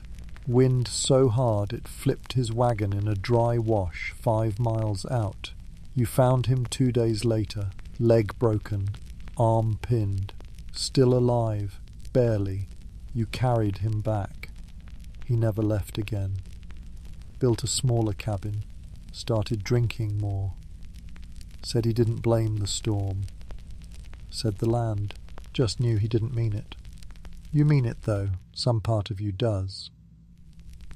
When the snow comes late and hard, and the food goes bad, and your hands won't stop shaking even near the fire, you start to wonder, what if? What if you crossed the mountains? What if you reached the river? What if, at the end of all this, you could find something else, something better?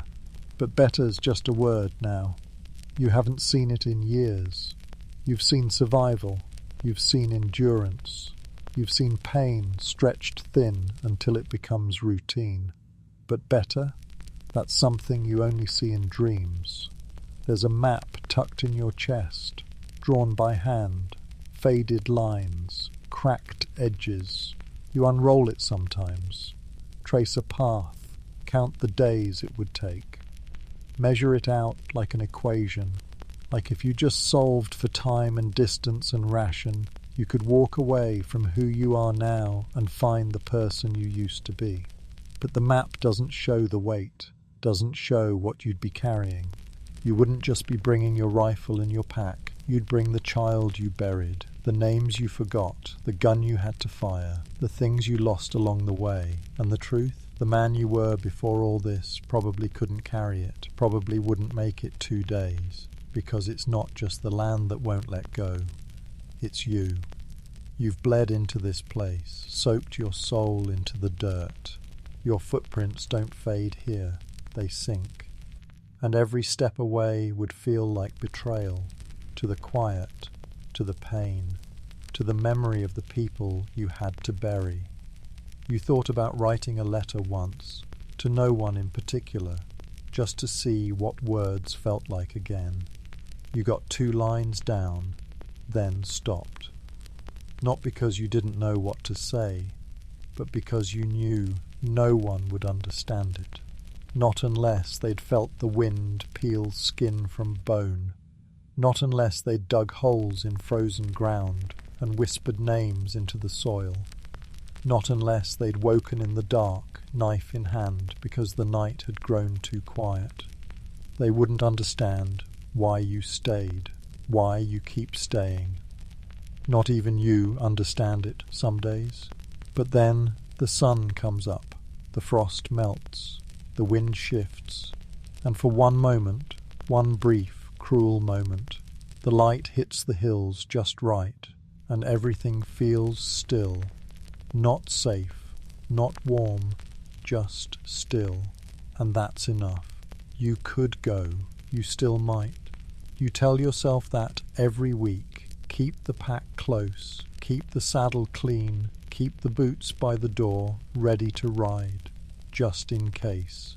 But months pass, and you're still here, still checking traps, still patching the same damn roof, still waking to the same wind against the shutters, because no one tells you this when you come out here. The land doesn't just shape your life, it claims it, takes bits of you, replaces them with silence, and after a while you start to mistake that silence for peace. You ride out some mornings just to see if the road still pulls.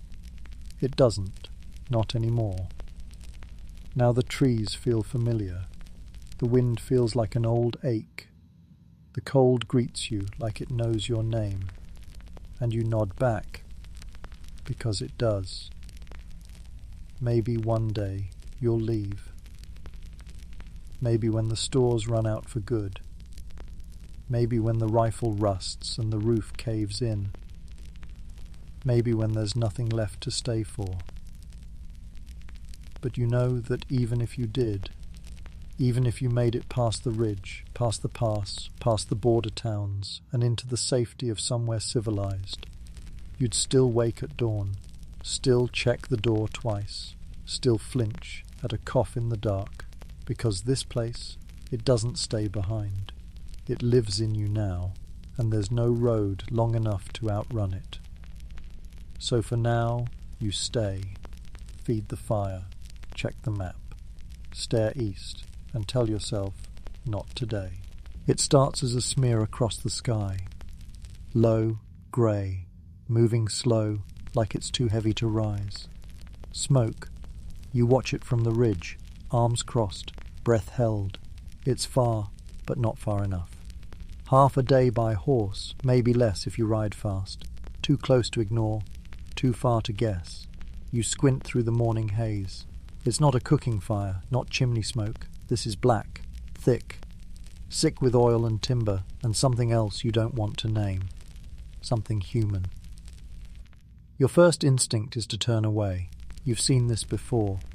A fire that size doesn't mean warmth. It means loss. It means someone's life just split open. Maybe from lightning.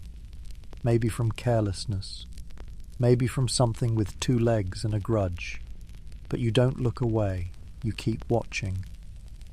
Because if there's one thing this land has taught you, it's that smoke always comes with a story. And stories out here don't bury themselves. You saddle the horse slow. She doesn't like the wind.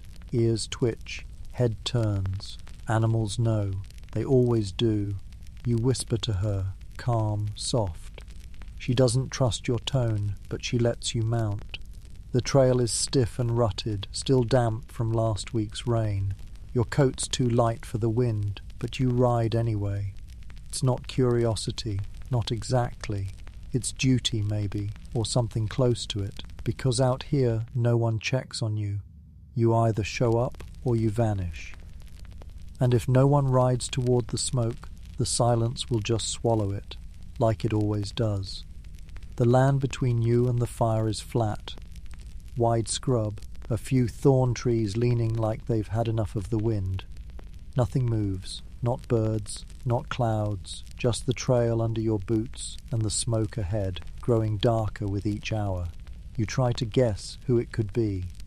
The Carsons? No, they're too far west.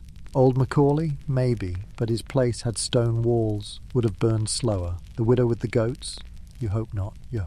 You remember the way she smiled last fall when the kids chased each other through the frost. That kind of smile doesn't survive fire. By noon, the air starts to change. It tastes like ash. You pull your bandana over your mouth. The horse snorts, fidgets. You dismount and lead her the last stretch. Better this way. Quieter, slower, less chance of walking into something you can't walk back out of. You smell it before you see it. Burned meat. A sweetness that doesn't belong. You steel yourself. Hand near your revolver, eyes scanning the ground for boot prints. Then you see the cabin, what's left of it. The roof is gone, 2 walls standing barely. The front door lies in the yard, charred and split. No signs of a fight, no bullet holes, just fire. You move in slow. Boots crunch on broken glass. You call out once. No answer, not even an echo. The yard is quiet. The coop burned to the posts. The shed collapsed in on itself. You step around the cabin's frame, scanning, looking for movement, looking for death. And that's when you see her.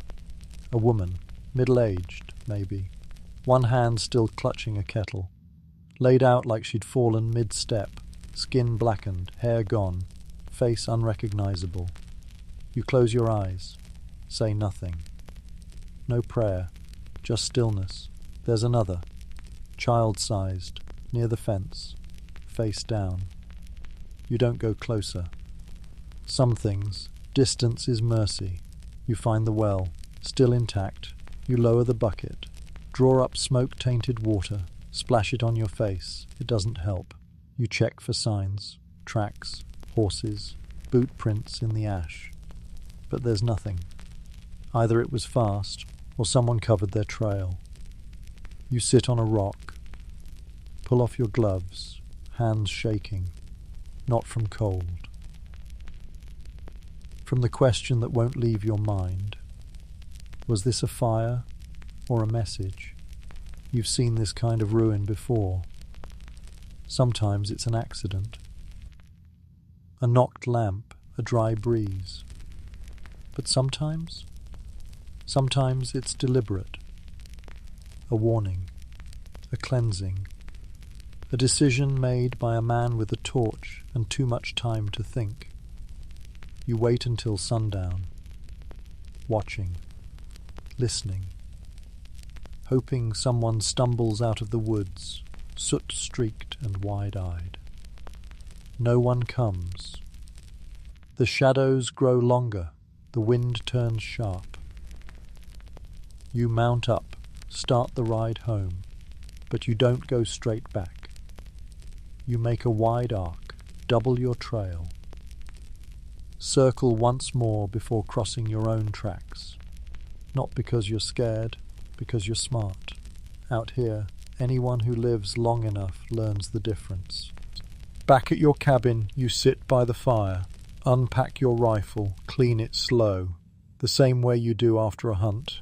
Only this time, you weren't the hunter, you were just witness, and maybe that's worse. The smoke's still in your nose, still on your coat, still behind your eyes when you close them. You toss another log on the fire and stare into it. Try to convince yourself it's just wood, just heat, not memory. Tomorrow you'll ride out again, see what's left in the ashes, check for names, check for survivors. But tonight, you just sit and think and whisper, I saw the fire, I showed up, that has to count. And in a place like this, it does. Sometimes that's the only thing that keeps the rest of us from burning next. The frost crept in overnight. You knew it the moment you opened your eyes, the way the air hung still, heavy, the way your breath curled from your mouth in slow, pale ribbons, the way your bones ached, not from effort but from the absence of anything soft. You're still alive. You're not sure if that counts as a blessing or just another line on the tally, but it's morning, and that means something. The fire burned low, embers only. You drag yourself out from under the blanket, wool stiff with old sweat and smoke, and crouch beside the hearth. Your fingers move without thought. Add bark, birch twigs, a twist of cloth torn from the shirt you used to wear before it turned to rags. It catches. Flame flickers. Colour returns to the room one shadow at a time. You hold your hands to the heat and wait for the feeling to crawl back into your skin. It always comes slow. Everything does now. You haven't spoken aloud in days. Not since the storm. Not since the smoke. There's no one left to speak to. But when the fire cracks just right, it almost sounds like a voice. And that's enough. You step outside. The sky is pale and flat, like someone scrubbed the colour from it with cold hands. The ground crunches beneath your boots. The snow's thin here, patchy. Last night's wind dragged it in waves across the field like a second skin. The coop door flaps open. No more chickens. You haven't seen a bird in weeks. Just tracks. Sometimes yours, sometimes not. You check the snare line anyway. Habit. One's been tripped. Empty. You reset it without emotion. You don't curse anymore when you lose a catch. You just move. Because the rhythm keeps you alive. You fill the pot with snow from behind the shed. Bring it in. Set it on the fire. Watch it melt. It's slower today. Everything is. The cabin groans in the wind. A loose board rattles. You tell yourself you'll fix it later. You won't. But saying, gee, it keeps the cold a step further away. There's half a biscuit left. You chew it slow. Drink the melt water warm. Let it coat your throat like soup. You don't think about taste. Taste went away with comfort. Now there's only function, fuel, motion, memory. You sit by the door. Rifle in reach. Knife tucked into your boot. Same as every morning. You listen. Not for anything in particular, just for the change. The thing that breaks the quiet. The thing that says you're not alone out here, not really. The thing that warns you when the stillness is just a mask. Today, there's no change, just the whistle of wind through cracks in the wall. You used to measure time by seasons. Now, it's by damage. The broken window, the missing boots, the bent pan, the scar on your wrist from when the stove snapped shut without warning. Every wound marks another day survived, another day earned, another one not promised. You've stopped marking the calendar. It's pinned to the wall still, but the days are blank, scratched off ink, torn corners. What day is it? Doesn't matter. The sun's up. So are you. You look to the east. The ridgeline is still there. Hills blue with frost, trees skeletal and stiff. You once thought about crossing it, starting over. Now you just nod to it each morning, like an old friend. Neither of you have moved in months. Maybe that's what friendship is out here. Shared stubbornness. Your coat is thinning. Patches over patches. The buttons are mismatched, one replaced with a loop of leather. You pull it tighter around your ribs, stretch your fingers in the gloves with the holes at the ends. It'll hold for now, like everything else. You go through the motions again, check the shed, wipe the condensation from the jars in the root cellar, tap the barrel to check for leaks. You still do the work, not because it guarantees survival, but because not doing it guarantees death. You feed the fire once more, boil another pot, let it steam the room into something close to human. You sit by the window, not to watch, just to be. You remember laughter, not the sound exactly, but the feeling, the weightlessness, the breath that came without thinking. You haven't laughed in a long time, but the memory is warm, and out here warmth is precious.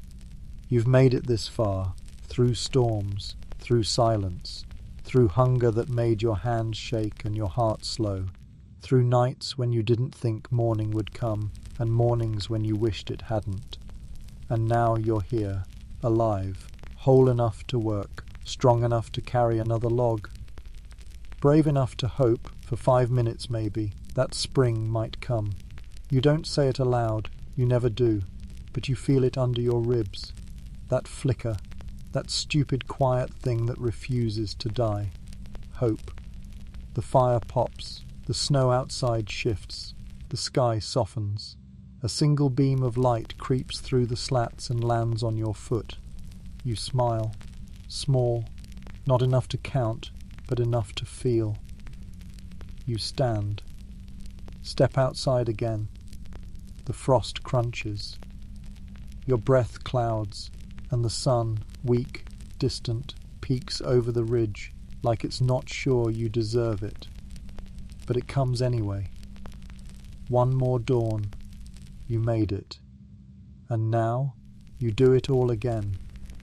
Not because you believe it'll get better, but because this is the story. Not survival, surviving. Day by day, foot by foot, breath by breath. The door creaks shut behind you. You stare across the field and whisper, just loud enough for the wind to hear, still here. And tomorrow, maybe again, maybe not. But today, you rise.